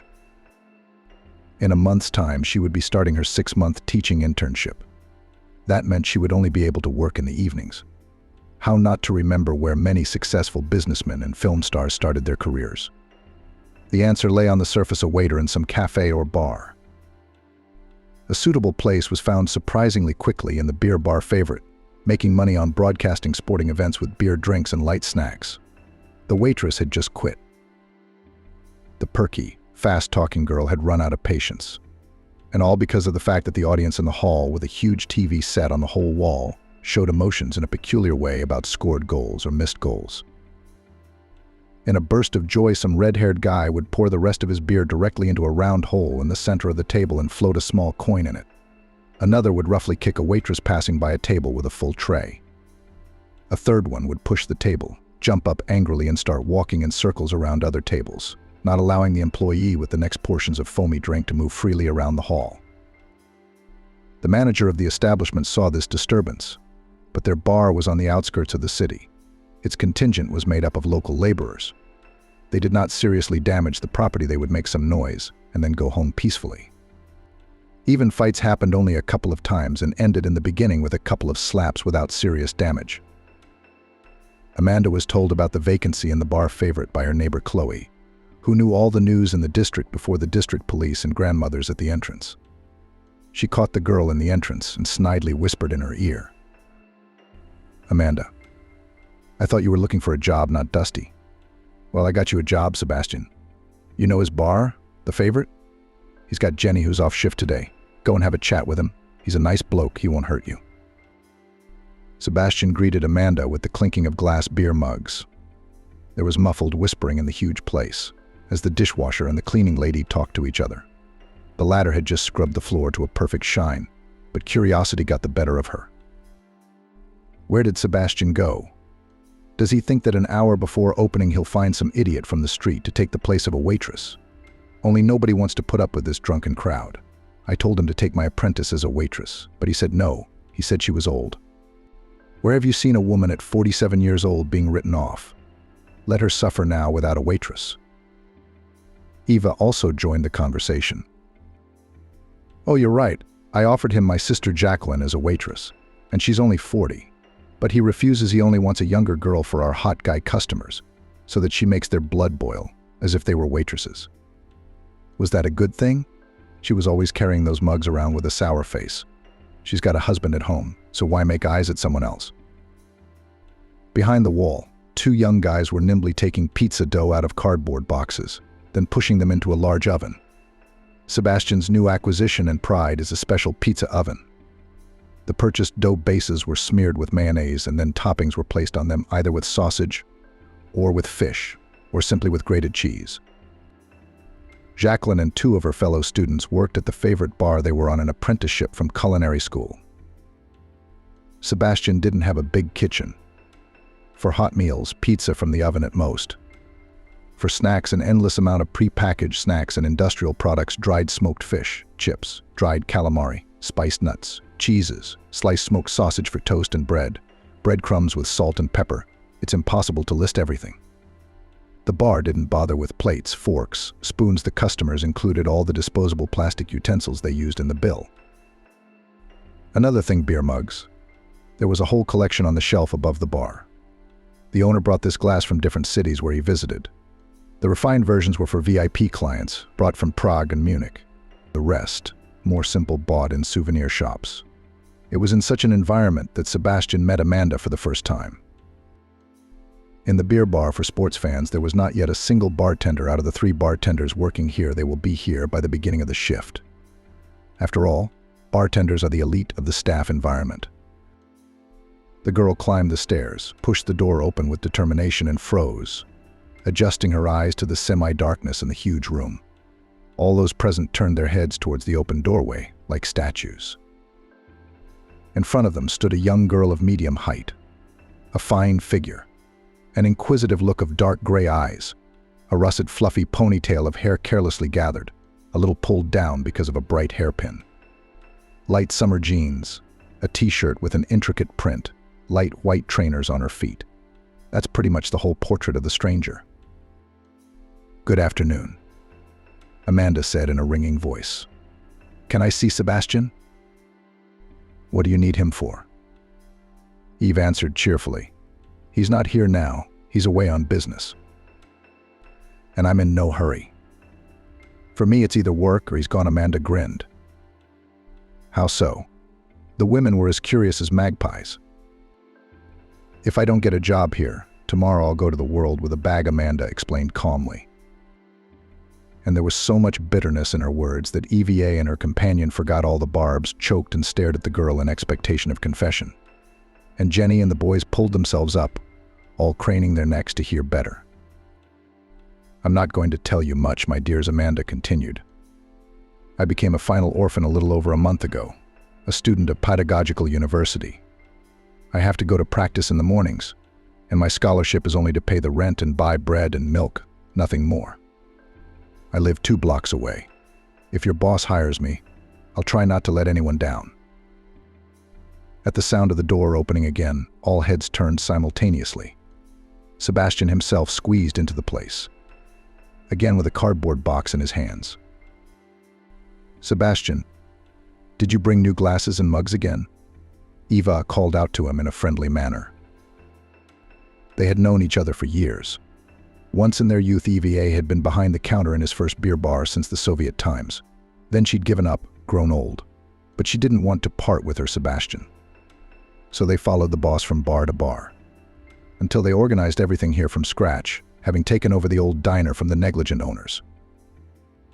Eva scrubbed and dusted every inch of the hall on her elbows and knees. Everything around shone with cleanliness and newness. Immediately after the opening, people started to come to the favorite. A penny dripped into the cash register. Her kind Sebastian blossomed and fussed. "Come in, Chief," this time his faithful assistant said. "While you were traveling, we found a new waitress. Intelligent, not like me, but a good girl. We've already interviewed her. She's a good fit, so we're going to take her on tonight and test her out. And we'll see what's what. Let's get Jenny and Jenny working four-handed." And so began Amanda's first day of work, which determined her future. By the beginning of her pedagogical practice, Amanda had already mastered the favorite bar so well that the rest of the staff thought they had seen this noisy, always dissatisfied young lady. As if such an unpleasant girl had never worked in their home-like friendly team. Discipline suddenly settled down in the hall. The regulars didn't turn on the pretty Amanda with bad antics at all. And if someone tried to get handsy at first, the others looked at him in such a way that he felt sick. Sebastian only hummed approvingly. Evie soon gave her summary. Amanda's a smart one. Men can tell from a mile away that you can't lose with her. She's not rude, she doesn't sling mud, and she's not sticky. She works hard and takes care of her clients. 6 months flew by. Amanda fully mastered in the bar, deftly carried in her hands at the same time 4-liter mugs of foamy nectar. At the same time, she never familiarized herself with the guests of the establishment, clearly keeping them at a safe distance. The New Year holidays flew by like a comet across the starry sky. The year 2014 had arrived. By the beginning of February, Amanda had completed her teaching practice reports. 2 state exams were behind her, and she was admitted to the dean's office to write and then to defend her diploma. Everyone was looking forward to the Winter Olympics in Athens. The country had won the right to welcome athletes from all continents. The most avid fans bought tickets for matches and competitions in advance. Regular visitors of the favorite were looking forward to cheering for our country here in the bar. In the atmosphere of general jubilation, they shifted mugs with beer when our team will stand on the highest step of the podium, or will be sad if they give up the championship to faster and more agile, and maybe more fortunate rivals. It was impossible to watch the opening ceremony of the Olympic Games at the stadium in February 2014 without a lot of emotions and a lot of libations. Beer was flowing. Passions were running high. When the American Olympic team appeared on the platform to the track of a famous band, everyone at the tables in the bar jumped up with jubilant shouts. It seemed that no one could stay at home that night. The favorite was packed. Amanda could barely keep up with taking orders and running from the bar to the customers. At the peak of the noise and clamor, the door of the bar opened and a new, unfamiliar to the old-timers company poured in from the cold. The young, athletic-looking guys piled into the center of the bar, where a few bar stools were still empty. Amanda breathed a sigh of relief that at least their agile bartender could handle these guys on his own, and fixed a strand of her blonde hair out of the ponytail that was secured on the top of her head with a colored knitted elastic band. Eve appeared from the back room and whispered trustingly, "If I make it through tonight until the favorite closes, consider me an Olympic gold medalist too. I'm exhausted." The old cleaning lady winked at her conspiratorially. "And look at the newcomers, they don't look like neighborhood natives at all. One is more beautiful than the other. I remembered a phrase from my favorite film, 'Where did such a handsome man come from?'" Eva laughed and Amanda turned round to look at the handsome strangers. Her attention was immediately drawn to one of the sturdy, trim guys. He was slowly sipping beer from a tall glass with a colorful emblem on the side and watching the action on the big TV screen. Even from a distance, it was obvious that he had dark brown eyes, almost like 2 glowing coals, and a short cut of dark, almost black hair. Good, Amanda thought to herself. I've forgotten when I ever paid attention to the male gender, and I'm only turning 21 in a couple of months. With my studies and my daily waitressing job at Sebastian's, I'm going to turn into an old maid or a blue stocking without a single sign of femininity so soon. As if overhearing her thoughts, the guy suddenly turned round and looked straight at her. Without averting his gaze for a few seconds, he smiled warmly, and only then replied to the guy sitting next to him. Since the car stalled, they took it to a service station. God told us to watch the Olympic opening ceremony here. "Okay, Kevin, whatever you say," he replied. "At least I got some warmth while we waited for the tow truck. I was freezing to death." They talked some more quietly and then ordered more beer. The evening was drawing to a close, and Amanda's shift was coming to an end. It hadn't been easy, but the opening of the Athens Olympics had been worth it. Everyone was in high spirits. Amanda had forgotten all about the guy who had caught her eye for a while, but somewhere in the heavens, fate had decided otherwise. When the Athens Olympic skiing competition fell on the schedule, he showed up at their bar, the favorite, but this time alone, without his mates, taking the far table in the corner. Gesturing for her to come over, he ordered a mug of non-alcoholic beer and a plate of peanuts, croutons, and squid rings. He kept his eyes on the screen while the skiing competition was on, and as he left, he suddenly asked Amanda a question. "What time do you get off work, Amanda?" Her name was on her jacket. "I'd like to walk you out, if you don't mind." "I don't mind." The waitress, who was already quite tired at the end of the day, looked embarrassed. Now she didn't care whether she had a decent appearance for socializing with a handsome man. She was surprised that the man she had turned her feminine attention to was the one who had returned to the favorite bar. "Your shift will be over in 40 minutes, Amanda said. "I'll be waiting for you in the car out front. Take it easy and get your work done." "I'm in no hurry." They drove the 2 blocks to her house in a minute. The streets were deserted at night. Only rare streetlights and the moon in the sky slightly illuminated the even rows of brick 5-story buildings and the bench at the entrance. They were silent, as if they had water in their mouths. The guy only said deftly when he opened the car door for her, "I didn't get a chance to introduce myself. I'm Kevin. I'm a ski coach. I'm supposed to be in Athens right now if it weren't for the Olympics. I'm still watching my favorite events on TV. My charges are small. Their victories are still ahead of them." We reached the flat, where Kevin had volunteered to escort her, in complete silence, like gorillas in the forest before an important mission. "I'm not asking for coffee," the man said, "although I would like a cup of this invigorating drink." "Why not?" Amanda agreed easily, having had enough of the loneliness of returning to the warmth of home after work, with only the old refrigerator humming quietly at its epicenter. And then an equally ancient television switched on for company. And no one has been home for months. They entered the flat at the same time, bodies colliding on the threshold. Amanda had read in some novel before that there was such passion when sparks flew between a man and a woman. Now she saw the process in real life, and she even felt like she was electrocuted at the touch. "Amanda, let's switch to you," she heard Kevin's voice through the cotton wool in her ears and nodded in response. "Is that a Chinese god?" Kevin asked, pointing to a statue of some Asian goddess Joyce had given him a long time ago, and it was on the dresser. "I'm going to put the kettle on in the kitchen," he said. "I'm sorry, I'm just doing the housework. You're not looking so good. You're so tired after all that running around in the bar." 5 minutes later, 2 large cups of instant coffee were on the kitchen table. Nearby, fresh loaf and cheese sandwiches were calling for a snack. Amanda had just run to the shop for groceries before work. Kevin acted as if he'd been cooking dinner for the 2 of them for years, routine and familiar.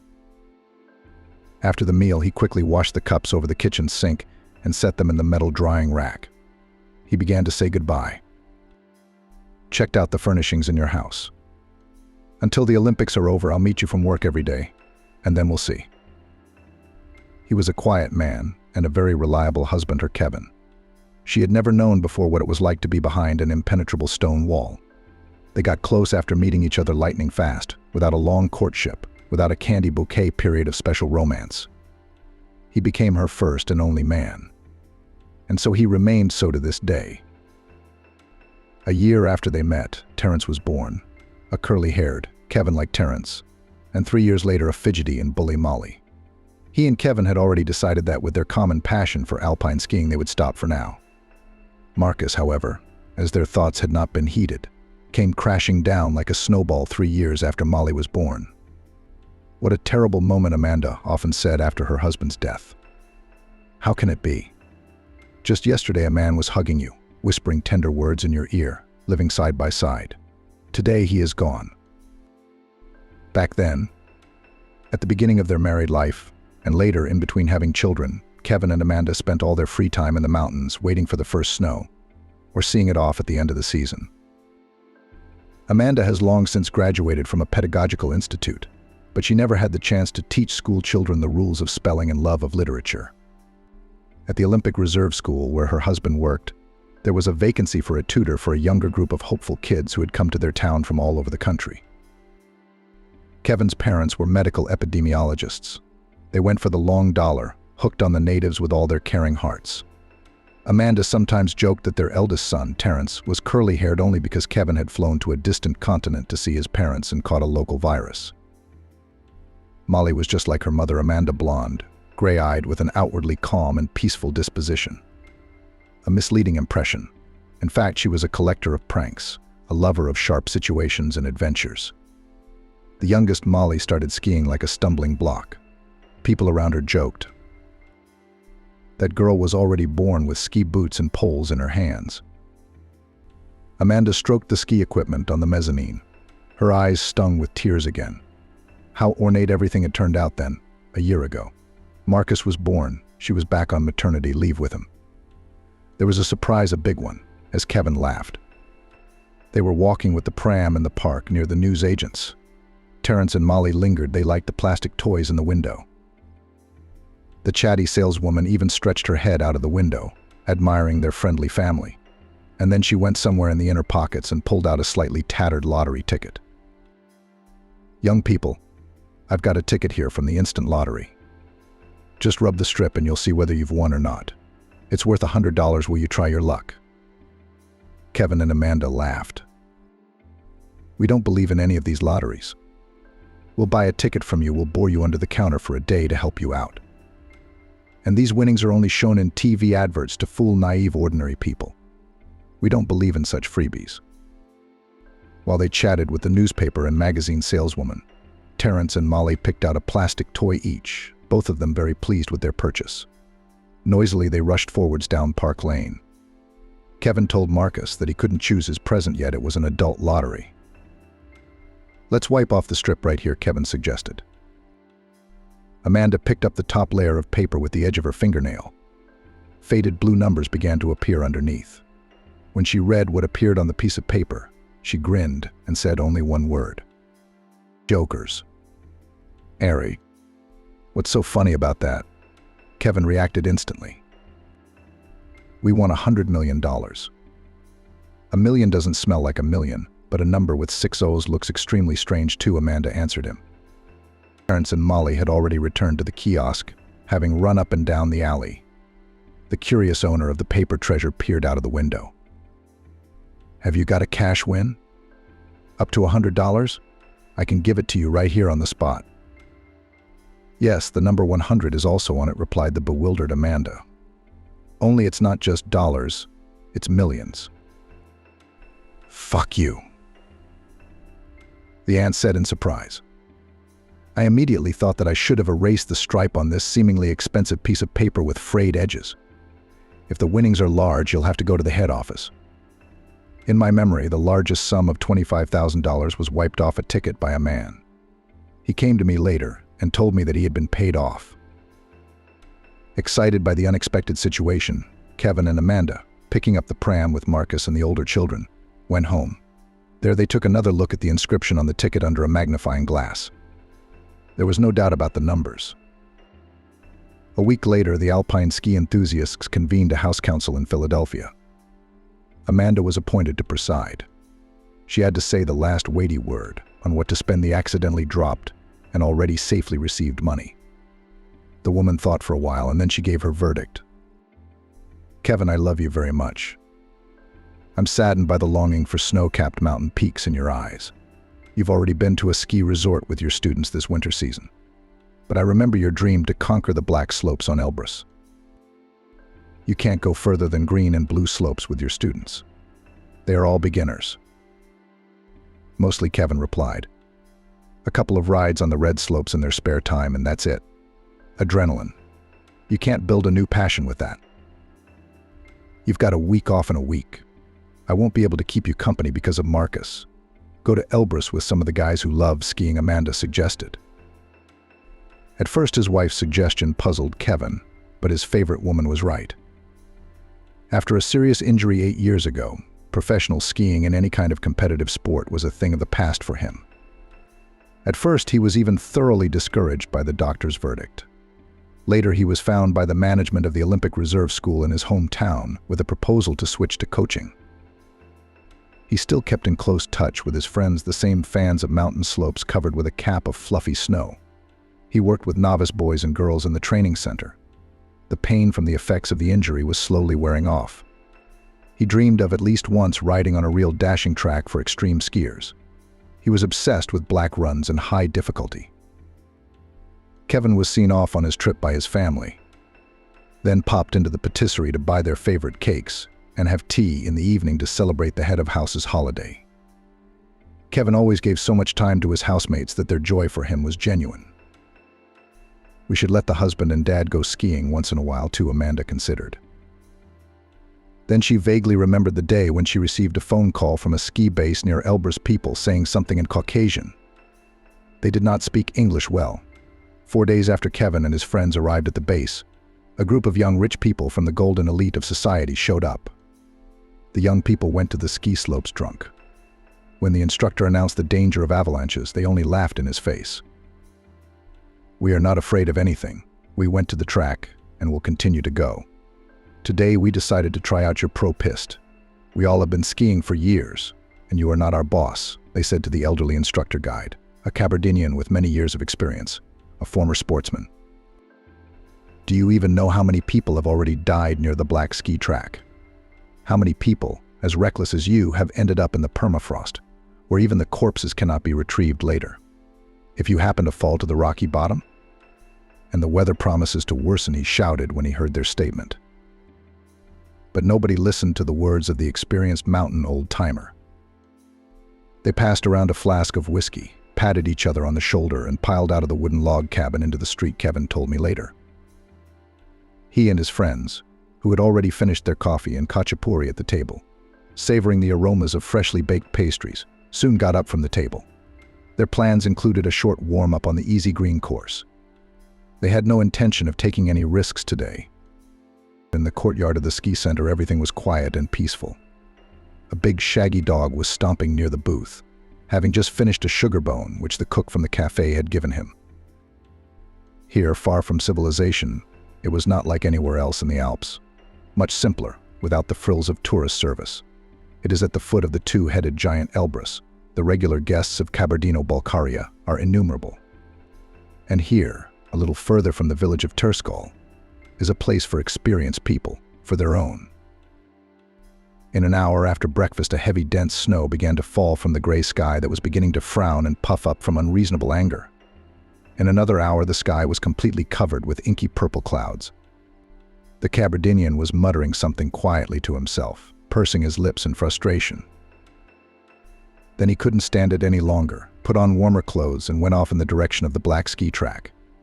Having gone all the way along the paths he knew only to himself, in half an hour he stopped at the very top of the point of descent. At the side of the slope I saw a flock of young men in bright red and yellow jackets. They were fiddling about near the same spot, moving away from it, then approaching it again. The Cabardinian swore again, smelling something wrong. His fears were not in vain. When he reached the woeful skiers, they began to explain to him that they were engaged in an improvised contest. We were descending in a line one after another when 3 guys who were traveling in front of us fell through the snow like through the ground, they said. They were just gone. "I told you. I warned you not to go on the black track, even if you are drunk and in bad weather," the Cabardinian replied irritably. "There are treacherous crevasses everywhere. I'll go and call the guys who ski on the green. Maybe they will help me with something, and I'll call the rescuers at the control and rescue post." They searched for the wayward trio until dark. All the next day, despite the constant threat of avalanche, to no avail. Then the rescuers canceled the expedition and told all the tourists who had found shelter at a remote ski base to descend to the foot of Mount Elbrus. It would be safer there if the acceleration of the snow mass developed at an extreme speed. Kevin couldn't find a place to stay, and then he decided to stay with the Kabardin guard. Both Jenny, the cook, and himself upstairs blamed themselves for not listening to the rich kids talking, for not stopping them when they were about to go to the black ski slope. Kevin was burning inside with a prickling cold. It seemed that it wasn't other people's boys who'd disappeared on the damn ski run, but one of his charges from the Olympic Reserve School. He couldn't find a place, rushing around the warm interior of the log cabin, grabbing his skis, his boots, his cozy warm down jacket. He had left for the mountain before dawn. No one will ever know what he was looking for, who he hoped to pull out from under the avalanche, what snow demons he was talking to. That night an avalanche came down to the foot of Elbrus. Maybe it was she who caught him with her dense snow edge, crushed him with her mass without stopping, rushing down, pinned him to the slope, and then ran further, breaking everything on her way. What dark force had dragged him upwards, onto the black track? The old Kabardian was never able to explain to Amanda, who came to collect her husband's body. Kevin was found 3 hours after dawn. Jenny, the cook, was too shy to look in his room and wake him for breakfast. The bed in the room was already cold. Kevin was lying in a fetal position with his arms and legs oddly crossed and tucked up against his stomach near the supposed edges of the cleft. The medical examiner, after the autopsy, wrote a report that his heart had stopped. Amanda, after reading this document, immediately recalled the words of Friedrich Nietzsche. If you stare at the abyss for a long time, the abyss also stares at you. It seemed to her all the time afterwards that the last hours of Kevin's life had been terrible. Just like that, he had magically appeared in her life unobtrusively, without further words or explanations, abruptly and quickly. He'd also left her life without saying goodbye, without explaining anything, without a final look in her eyes. "You're not very good at cleaning the mezzanine," Mother Amanda said to herself. "Time to feed the children and put them to bed." Marcus wasn't cranky today, thankfully. Kevin and Amanda's youngest son was about to turn 2. She'd recently found an activity that fascinated him so much that he could sit quietly for hours without a peep. The secret was simple. She would place a pair of her cleanly washed trainers in front of him. She would pull the lace out of one of them and leave it in the other. They say that children at 2 years old are still very young, that they don't understand the subtleties. But Marcus was eager to put the lace into the trainer and could sit with this toy for hours on end. The most interesting thing was that, as a result of his diligence, the shoelace that had been inserted into the shoe by his hands looked much neater than the other shoelace that had not been inserted by him. Believe it or not. For the trio's dinner, Amanda fed pancakes with cottage cheese, tea with ice cream and jam. Amanda told everyone to brush their teeth before bed and head for bed. Parents, who had recently started first grade, and Molly, who was used to getting up early for kindergarten, were already accustomed to discipline. Marcus, the quiet one, only fell asleep after reading a story. Amanda had accustomed him to it herself. After that winnings almost unspent by Kevin, they lived on child allowances for the time being. The rest of the gift of fate was spent on lessons in Russian language and literature. Amanda was not a bad tutor for unhelpful pupils, but she couldn't take on many students. A good help could be the rent of Kevin's one-room flat, the renovation of which the family had long called a long construction project. All the years of living together with her husband Amanda never allowed him to sell the property. "Before we know it, Terrence will be older and looking for a bride," she joked.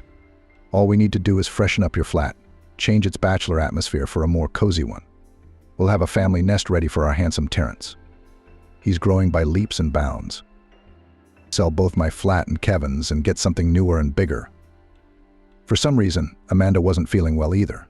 It was a feeling she couldn't quite explain. But they had lived in an old 5-story building on the outskirts of the city for 7 years of their marriage. Once again, there was no money to continue renovating Kevin's house. The money melted away inexorably. The question of placing Marcus in an institution was again urgent. But here was the problem. The doctors said that he could not go to a kindergarten. Marcus was often ill with acute respiratory diseases and acute respiratory infections. If he could go to daycare regularly, he'd have to be 5 years old. If Kevin were here, he'd think of something. Amanda thought bitterly. In the meantime, she dutifully picked up Marcus's favorite book to reread his favorite fairy tale to her son for the 100th time. It was his all-time favorite book. Finally put the entire junior guard to bed. It was almost midnight on the clock. Amanda was disappointed to find that there was no bread or milk in the house. Even porridge for breakfast would be difficult to boil. Amanda tiptoed down the corridor, pulled on her coat and shoes, grabbed her bag and ran to the shop.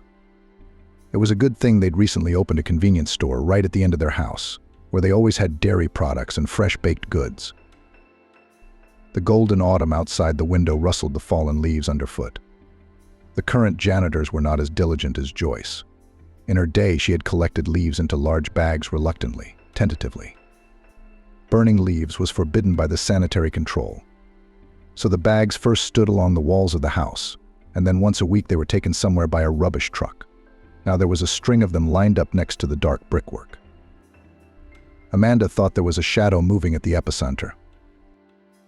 kitty, kitty, kitty, kitty, she called, just in case, as she often fed stray cats. She even promised her children that one day they would have a pet. Hey, I'm going to the shop. Can I buy you some sausages? Show your mustache and stripes. Amanda almost fainted in surprise at the sound of the ringing voice. Thank you, of course. Sausage is good when you're hungry, but I like a big, juicy wiener, even if there's no place to boil them. Who are you? A woman called out. Stranger, you'll be surprised, but I'd really like to know who I am, replied a girl of small stature with 2 braided pigtails and eyes that were clearly not those of a child. Why do you walk alone at night? It's not safe to be out here in the suburbs alone at night. I was shopping in the supermarket, the strange woman replied artlessly. I didn't manage to steal anything from the most vigilant guard. He's on shift today. Are you a thief? Amanda was once again surprised. Not the most promising of jobs, I must say. It happens very rarely, just small things. If you don't manage to earn something honestly one day. Where do you live, and with whom? Amanda asked. She was shocked by the answer. Since I was found on the street, I've been living with the homeless in a house being prepared for demolition near the city station. The police know about our community, but for some reason they don't touch us. Maybe they're fine with us being there for a little while under their watch. I have amnesia. We have an old doctor there who's also homeless. She's the one who diagnosed me with it. She's the one who fixed me after I got hit on the head from behind. I don't know who attacked me. I don't remember my name or where I lived before. The girl's trusting confession touched something in Amanda's soul. She immediately asked herself a question. What would Kevin do in her place now? She knew the answer. He would try to do something to help the unfortunate victim of circumstances. Somehow, Amanda was sure that there was no lie in the words of the stranger of the night. Tell you what, let's go to the shop. I need to stock up on milk and bread, and then back to our house. I've got 3 kids. We'll make room somehow, Amanda suggested. I don't feel comfortable. You don't know me at all, she replied. Amanda immediately thought to herself. As a teacher of Russian language and literature, I can't help but notice her correct and well-spoken speech. The girl is obviously not from the marginalized or the slums. What could have brought her to the lair of the homeless? What insidious forces and people had a hand in it? In the supermarket, Amanda examined her find near the bags of fallen leaves in more detail. Poor clothes, but perfectly clean, no holes. She looked to be in her early 20s. In the darkness, the girl seemed almost childlike. The unhappy creature's look was not childish at all. It read some life experience and even a lively mind. This inquisitive gaze of green-brown eyes was not stupid. Apparently, in her past life, this girl had worn glasses. In the brightly lit hall of the supermarket, she checked the expiry dates on the labeling of milk and sour cream. She asked Amanda for clarification. Some of the dates were written in too small numbers. Then she took a long look at the labels on the bread, now wrapped in polythene with colorful pictures, baking names, and other information. Amanda was surprised again. She had chosen baked goods only on the basis of freshness, appearance, and naivety. She read something thoughtfully until she put a sliced loaf and a loaf of wholemeal bread in her basket. At the checkout, she didn't fuss and acted confidently. It didn't seem like the sort of thing that someone who was used to stealing and had never known any other way of life could behave. Where did you learn all these tricks to choose the right products? Amanda asked. I don't know. It's like something in my head. It would be better if the name told me my memory, not how to understand bread and milk, the girl replied. They entered the flat quietly. The children were sleeping peacefully. Only the night light in the hall cast faint glints of light on the walls. They call me Agnes among the homeless, because I seem to be a foundling with that name. Will you call me that too, since you've decided to invite me to visit? And don't think I'm being cheeky. Can I take a shower at your place? I've always felt uncomfortable washing in our half-barrack behind a screen. Fetch water from the pump around the corner, heated up on the electric cooker, for which we always get beaten up by the police. What's all this washing? Amanda brought a large terry towel from the bedroom, gave me some pajamas from her stock, showed me how to use the gas heater. There was not a shadow of doubt in her mind that Agnes would want to steal something from them, take advantage of her trust and deceive her. After her shower, she went to the kitchen, where Amanda had already made her tea with milk and a sandwich with doctor's sausage, which her children loved so much. In the light of the orange lamp, the landlady changed her mind once more. Agnes looked even older when she came out of the hot water, with her hair loose around her shoulders and a deep look in her marsh-colored eyes. Sleep came to both of them. Even though Amanda had to get up at 7 to take her son to school and her daughter to kindergarten, she was curious. She wanted to ask the girl if she remembered anything about her mysterious past. Madeline stretched out sweetly in bed like a graceful kitten. Freedom of movement, freedom of action, freedom to call and text her lover's mobile phone. There was no longer that nasty Nicole standing between them. Ugh. I had to name my daughter so intricately for that oligarch. She is Nicolette Stevenson, favored daughter, wife of a business partner, a successful young woman. So where is she now? I'm looking for her in the field. It was a good idea of hers to get that upstart out of the way. She and her beloved from the school desk made eyes at each other. She with simple dreams, with dreams of a prince on a white horse. He's the son of a successful businessman, Harry. Who in town doesn't know this famous corporation of 2 long-time associates of Stevenson and the father of her sweet boy? How upset she was when Eric was sent to study in London at some economics academy. They danced so languidly and tenderly at graduation, the envy of all their classmates. Rumors were flying around the school that they were a couple. And then there's this surprise with this study abroad thing. Nicole was not wasting time with her studies at that moment either. The 2 avid business partners owned shopping malls, restaurants, and supermarkets around the city. Yes, they don't have London, New York, or even major cities here. It's just an average-sized town. But by local standards, the fortunes of the owners of all this wealth are enormous. That kind of big business has to go into safe hands.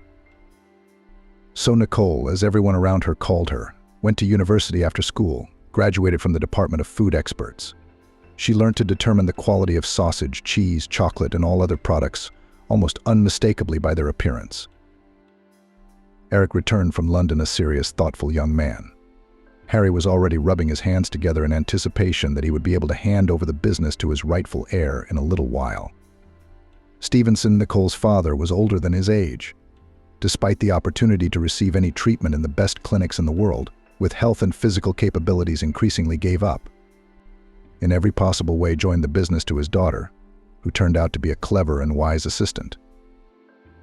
Once, when Eric was still studying in the UK, the 2 men had a serious conversation. Harry, mate, you and I have known each other for so many years. In fact, we trust each other. What would you think of my modest plans for my son and your daughter? It would make a handsome couple. We'd pool our capital for future grandchildren. Yes, Mr. Harry, given the 17-year age difference. I never called my partner by name. I'll be glad to see our offspring work out to our mutual satisfaction. I think they'll get to know each other. They're not the first, they're not the last, they're the ones who seal the business with marital ties. I think that marriage in our commercial times is better to conclude with people of their own circle, so that then unnecessary surprises did not arise. I agree with your idea. The 2 men had not forgotten when Eric had returned to his hometown, encouraged by his academic success.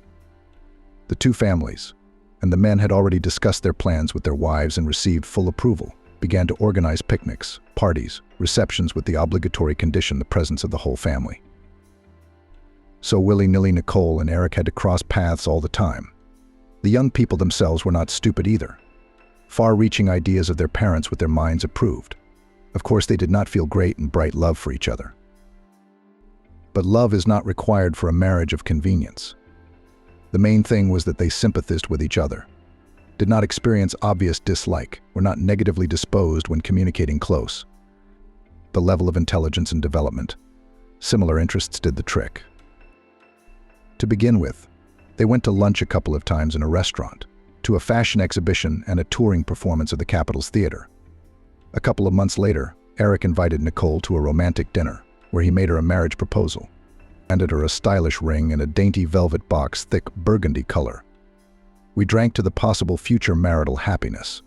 They decided on the date of the reception in honor of the official announcement of the engagement. Nicole allowed herself a couple of glasses of wine. Eric downed 200 grams of whiskey for courage, then made up his mind. Nicole, I'm sorry to ask, but I'd like to know. Have you had experience with men before?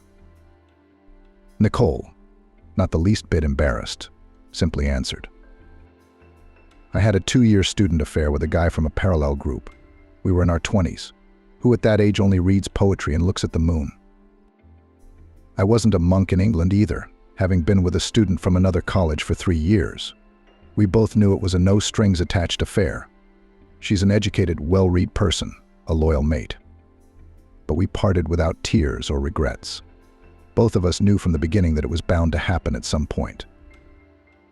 After this frank conversation, it somehow happened by itself that at Nicole's flat, she had already been living separately from her parents for 2 years. Eric looked into her eyes questioningly. Nicole nodded. Both understood without words. There was a whole life ahead of them. They had to see if they were right for each other. This night for the two of them didn't become something beyond the clouds, fabulously magical. Mutual sympathy, youth, easy interest helped. Nicole had thought at the time that it could be like that. What Eric thought, no one ever knew. But he wasn't particularly disappointed either. The reception in honor of the engagement of the two heirs took place. They were both the only children in the family. The reception was organized at the highest level in the finest country restaurant. Hundreds of guests, the glitter of diamonds and emeralds on the ladies, expensive suits and watches on their bow, representatives of the press of all stripes from the city multi-circulation to the tabloids. Madeline sat in the beauty parlor and was bored.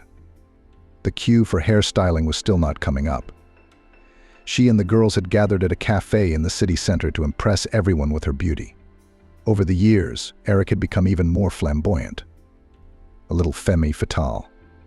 Married boring, she said. Why the verdict? Yes, the husband turned out to be a promising scientist, but such a nerd. In the shower sits with his snowflakes, all day long digging in old manuscripts. Where is it seen that in the age of the internet, a man collects information from ancient manuscripts? A doll like me should be brought out regularly, so that other men would be envious. And he kept saying, "Darling, you'll soon be proud of your new surname. On me will fall international recognition and fabulous royalties." Madeline would not last a month with this plan. But he was surprisingly handsome and very good in bed. True, on the marital bed he rarely appeared. He preferred to sit in libraries and then at a desk until midnight. Some academy had given him a personal grant for all expenses, so he was not deprived of his daily bread. He had enough to live on with his young wife. Not luxurious, but not poor either. Madeline dreamed of an endless and full-flowing stream of money, so that she could cling to it with greedy hands and lips when she wanted to drink wealth. To hold his material affirmations in her lap, her hands with long nails with a perfect manicure. She ran away from her scholarly husband as soon as she met a brash young entrepreneur at a hen party, socking away money left and right in a nightclub. Her husband had just rushed off to the library of a neighboring town. There's something interesting picked up for him, and there he stayed the night. She agreed to accompany the visiting businessman to his hotel room. The night went terribly, but she did not go home empty-handed after the meeting. Generous, inexperienced lover gave her such a sum for a couple of hours of dialogue which her husband did not give her for 6 months for expenses. Made it clear that the encounter was casual. There would be no sequel. Madeline thought hard. She needs to find the chosen one, so that as a man was not much worse than her current husband, and in the funds are not constrained and not greedy, would be happy to cherish the woman she loved. It would be better, undoubtedly, that she received the status of his lawful wife. But that would still have to be worked on thoroughly. In the pile of magazines on the nightstand in the beauty parlor, something on the cover of one of them looked painfully familiar to her. She grabbed an edition of the local yellow press and laughed out loud for the whole room. "Look, the golden carp is back from London," she whispered fervently in her friend's ear. And he had found himself some bride in the local aristocratic beau monde. All intellectual with glasses. How was it in the famous comedy? "If she gives me one, I'll take her without a hitch, but first, Maggie, I have to show my first love in front of my eyes to see what a woman with a capital letter should look like." Madeline's devious plans were not to be realized at once. Harry and Grant decided that it would be a good idea if their children went on not one trip like a honeymoon, but two. First, they would go to the Dominican Republic with its tropical delights, dive into the turquoise Atlantic Ocean. They will walk by hand on velvet white sands, admire the local flora and fauna. At the same time, they will get used to the idea that immediately after their return, a big lavish wedding will be held in the city. The position obliges. After the marriage ceremony, the newlyweds will go to more civilized Europe for a couple of months to finally consolidate their feelings in the formed marriage union. They can manage without the heirs to the big kingdom for the time being. In Grant's office 5 years ago, a promising young specialist had appeared, and the elderly businessman had been delighted with him ever since. Grant was brilliantly educated, had received a red diploma in Washington, and was a native of their city. He refused to pursue a career in the capital for the reason that his elderly parents lived at home. They already required constant supervision.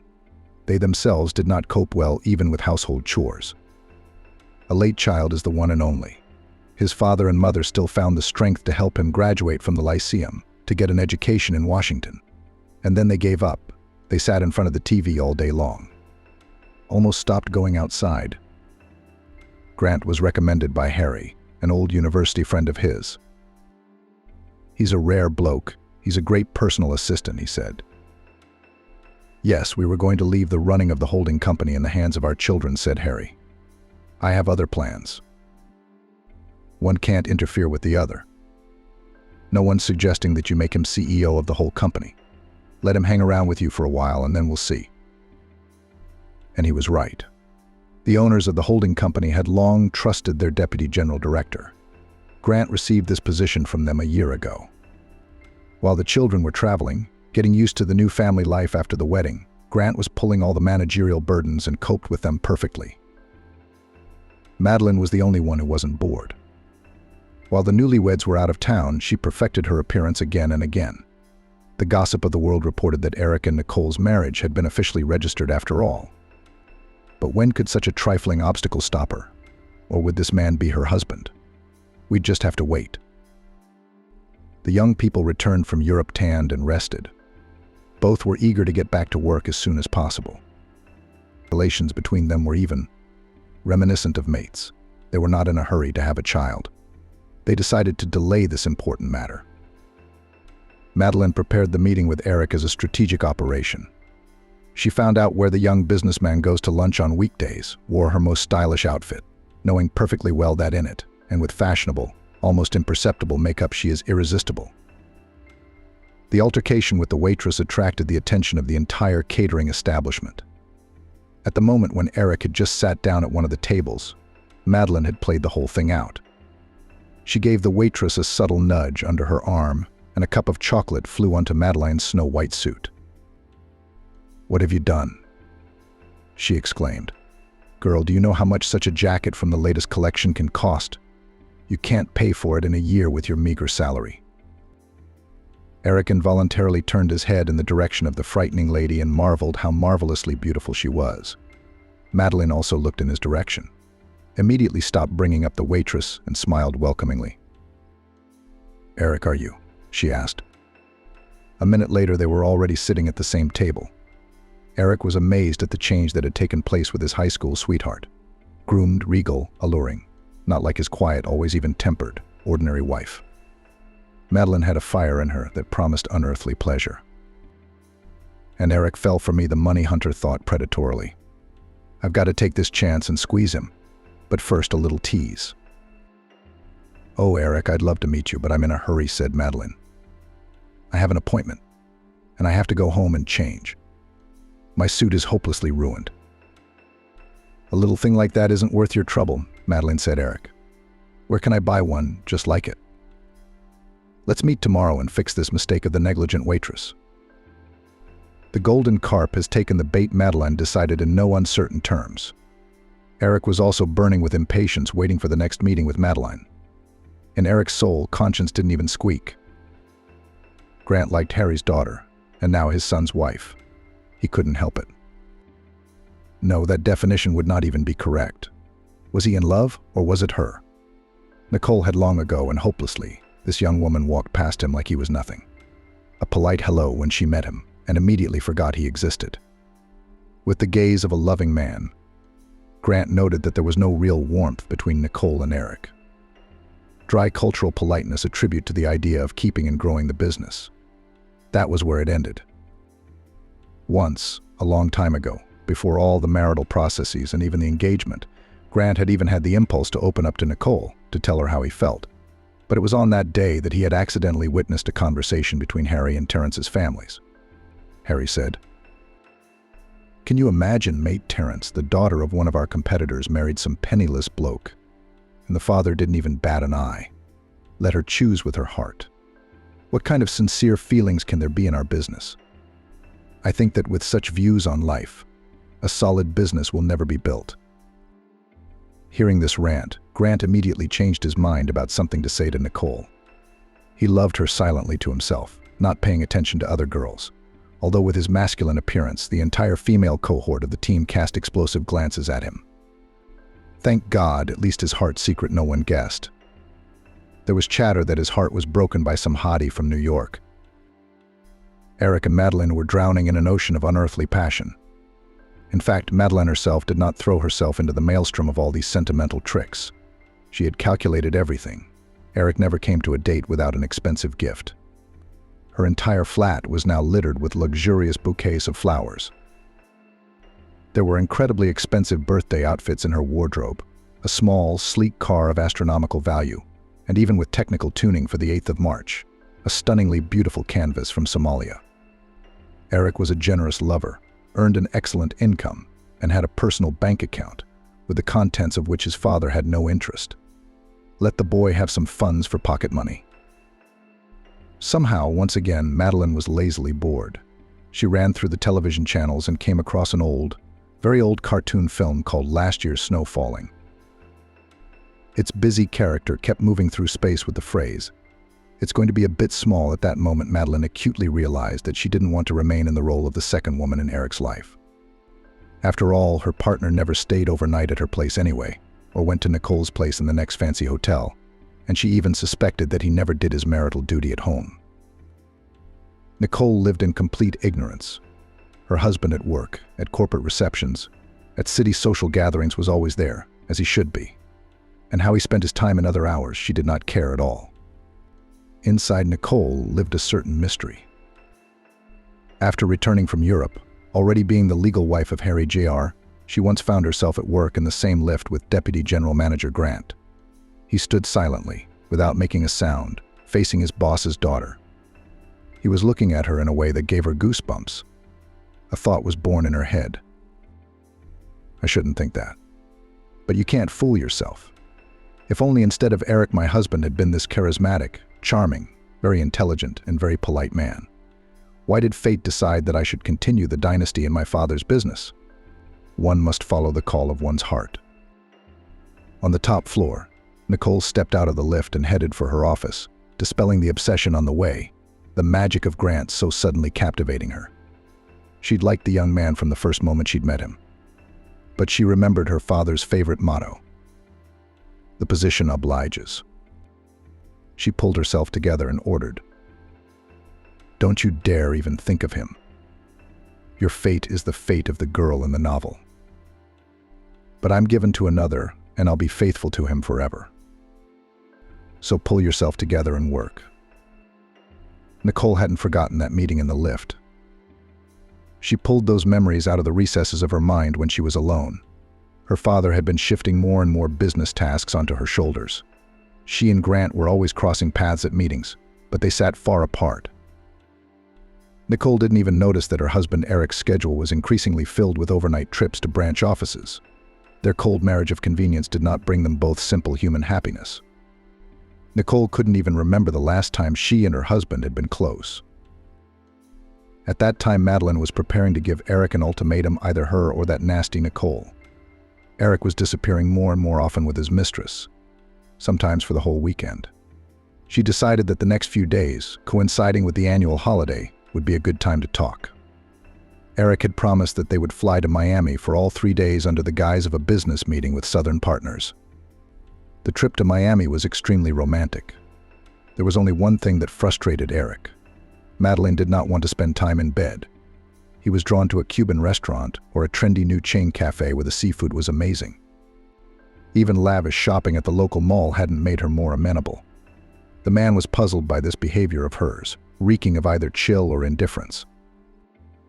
By nightfall, after a lavish dinner at the most expensive restaurant in the resort, Madeline hardly showed up and got into bed with him side by side, but she wouldn't let him near her.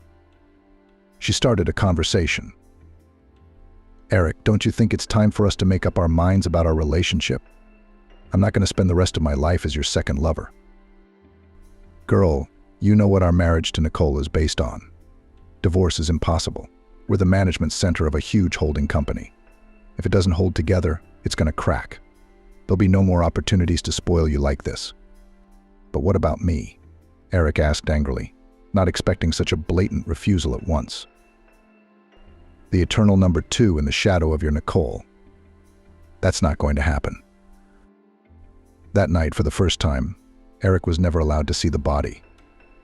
He flew home angry.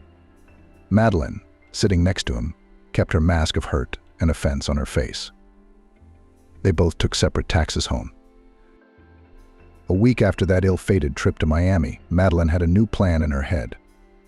If Nicole couldn't be moved, she had to be wiped off the face of the earth. She did not even care about the fact that such a plan smells of crime. Madeline was still in a furious rage. Eric decided to take time out and give his precious mistress time to calm down and accept his arguments wisely. That's why it didn't even occur to him to be suspicious when his wife disappeared without returning from work one evening. Upon learning that Nicole, whom he loved devotedly, had disappeared, Grant was at a loss for words and decided to conduct his own investigation. It had long seemed to him that Eric had been acting extremely strange in recent months. Telling his father and his partner that he would be late in the office with the documents that had accumulated like a snowball, and then mysteriously disappearing as soon as the two partners went home. Unable to resist, he decides to play a homegrown private investigator. To follow Eric, who once outside the walls of the holding company, was not really hiding. Grant learned about the fact that he had a mistress after a couple of days. Moreover, following the heir to the family turned into an obsession for Grant. He recorded the facts of Eric's adultery with pedantry and meticulousness, expensive spending on gifts, trips to restaurants, trips to country clubs, dates in secluded hotels. He was eager to build up a collection of pictures, and he'd taken plenty of shots of Eric and Madeline from different angles, and get all that dirt in front of their families. The only thing stopping him was that he didn't know the terms of the marriage. What was disconcerting was that Nicole remained completely unperturbed. Meeting her alone in the lift, he tried to understand her inner state. He even scolded himself later for keeping an eye on her, trying to see through her like an X-ray. She was absolutely as calm as usual. She did not resemble a woman suffering from her husband's treacherous betrayal. The last straw in Grant's patience with Eric's low behavior was Nicole's disappearance. Everyone in the office had seen the young woman take her bag in the evening and hurry to the exit to the car park, get into her car and drive away. Nicole didn't show up at home that day. Eric didn't sound the alarm until the next day. He had gone out with Madeline the night his wife disappeared. Mistress again turned into a wax pussycat, faithfully looked into her eyes and said that she understood everything and agreed to everything, as long as the beloved was near. The day after the mysterious disappearance of her daughter, Joyce was no laughing matter. She was madly in love with Nicole, though she tried not to show it to anyone. The entire security team of the holding company had been alerted, and the police had joined in. Harry had enlisted the help of some private investigators he knew. To no avail. All the city and regional hospitals and morgues had already been checked. Joyce's men with Nicole's picture had looked at all the unidentified female corpses. A week later, Nicole's car was found near a park on a short walk with her bag lying orphaned in the back seat. To everyone's surprise, no barbarity had been committed to the property. Harry was going crazy, and Grant was tossing and turning between his duty to the chief and his inner doubts, all the while asking himself, how am I going to show Joyce a picture of her son-in-law with his mistress? It would lead to a quarrel between long-standing business partners, a split of a huge company, a misunderstanding between two businessmen in whose hands many of the city's commercial arteries were connected. Still, Grant made up his mind. He came to the boss's office on woozy legs, not because he realized. He was likely to lose his place in the holding company. He didn't care as long as Nicole was found, as long as she was alive and well. He knocked firmly on the door. He saw at once that Joyce had lost a great deal of color in the last few days, the Earth's fifth complexion, the fallen, unhappy eyes. "What do you want, Grant?" "I haven't much time for work at the moment," she said. "I think you ought to see this, Mistress Joyce," Grant said. He fanning the table with all the pictures he'd taken of Eric's movements. The businesswoman took the dirt on her son-in-law on her hands and went through the photos one by one, becoming more gloomy than ever. "I have a feeling that Nicole's disappearance has something to do with this woman," Grant added. "Why were you guys doing all this snooping? Digging up your bosses, wanting to dig up something exclusive and ruin our reputation?" "I love your daughter, Mrs. Joyce. I wasn't digging and digging. I just want her to be happy. Eric's behavior had been suspicious to me for some time, so I rushed to find out what's going on. Can you fire me now? Why didn't you come to me earlier with all this nastiness?" Nicole seemed very serene to me. I didn't see fit to disturb her peace. Joyce glared at Grant once more, then pressed the secretary's call button. "Send the head of security to me and tell Mr. Harry I'd like to see him in my office." Grant was taken aback. In the past, the younger Joyce had always gone to the partner herself when she had questions. Yes, and all corporate meetings were always held in the boardroom next to Harry's office. "You're free to go, Grant. I'll let you know how I feel about your outside initiatives," Joyce said. The conversation between the two oldest partners was heavy. But first Joyce showed Harry all the photos Grant had taken. Without saying where she had got the material from, she asked directly, "Did you know your son was having an affair with his mistress?" "No, I didn't know that," Harry replied. "If I had known, I would have tried to stop it." The head of security knocked on the door. The men concentrated on working out a plan to find Nicole due to the newly discovered circumstances. Madeline was nonchalantly drinking coffee and chatting with a friend on the phone when someone knocked on her flat door. She stretched sweetly, pulled up the hem of her silk dressing gown and asked coquettishly, "Honey, is this your idea of a joke? You have a key, don't you?" "Open up, Madeline. Eric sent us to see you," came the reply. The woman opened the door immediately. Two big guys, either from the military or from the sporting world, poured into the flat. "Where's Nicole?" One of them asked sharply. "We warn you that the next person who knocks on your door will be the police." Madeline flapped her eyelashes indignantly. "I don't know who Nicole is. There must be some mistake." The second of the uninvited guests dumped photos on the coffee table in front of her. "We'll still prove that you had something to do with her disappearance. And then you'll be facing a much more serious criminal offense than you are now." In a moment, the beautiful Madeline, hiding her face in horror, turned into a pitiful semblance of a femme fatale. She hurried off in a confused hurry. "I only asked the boys at the bar to scare her. And those idiots overdid it, hit her on the head from behind with something heavy. When I gave them the money for the work, they said they were confused, took her under their arms to the waiting room at the railway station and sat her on a free chair.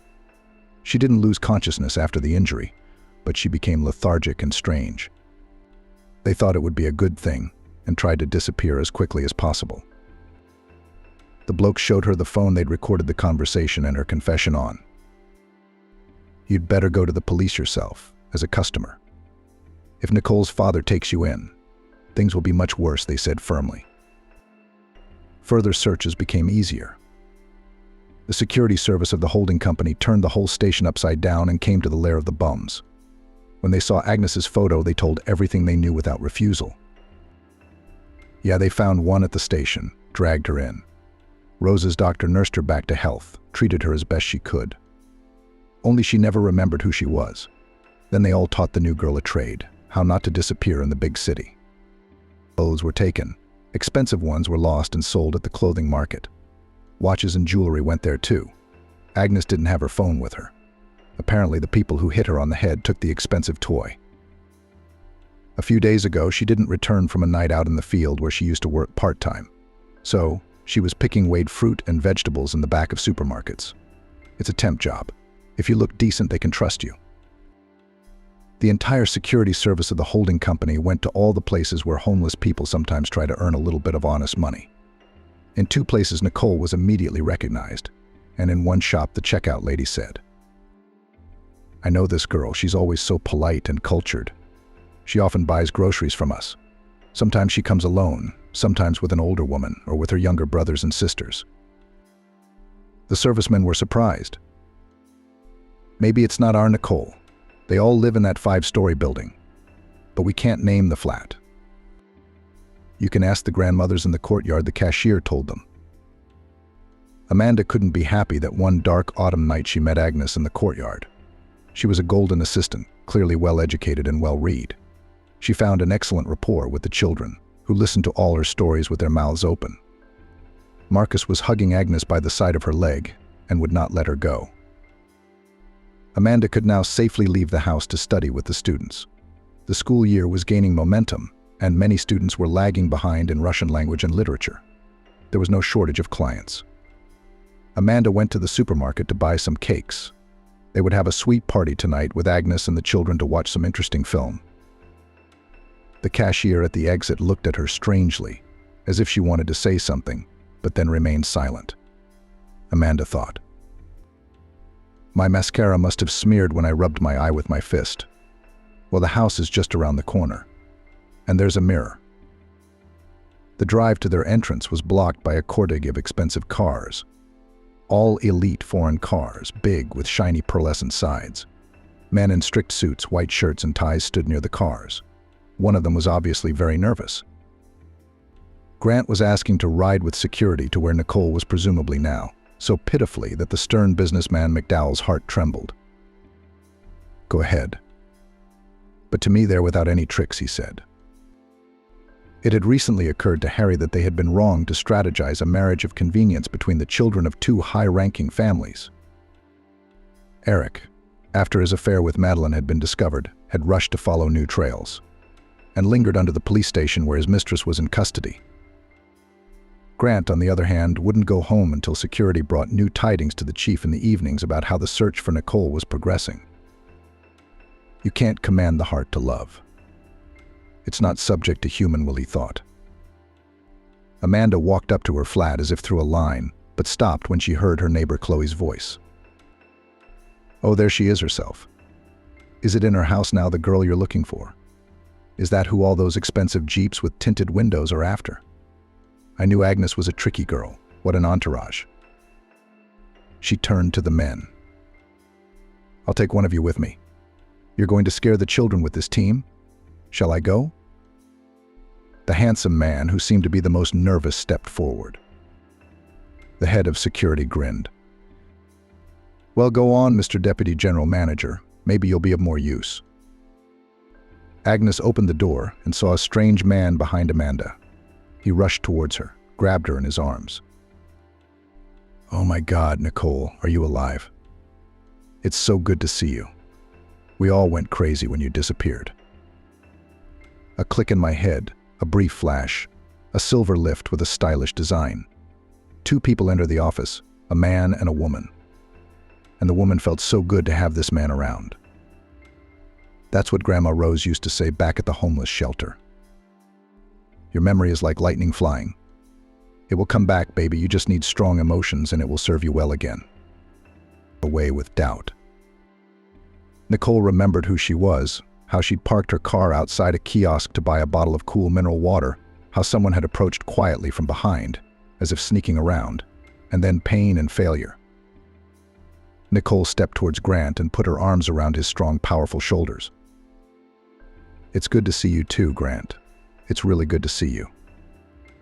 Since the mysterious story of Nicole's disappearance, there have been abrupt changes in the city's richest holding company.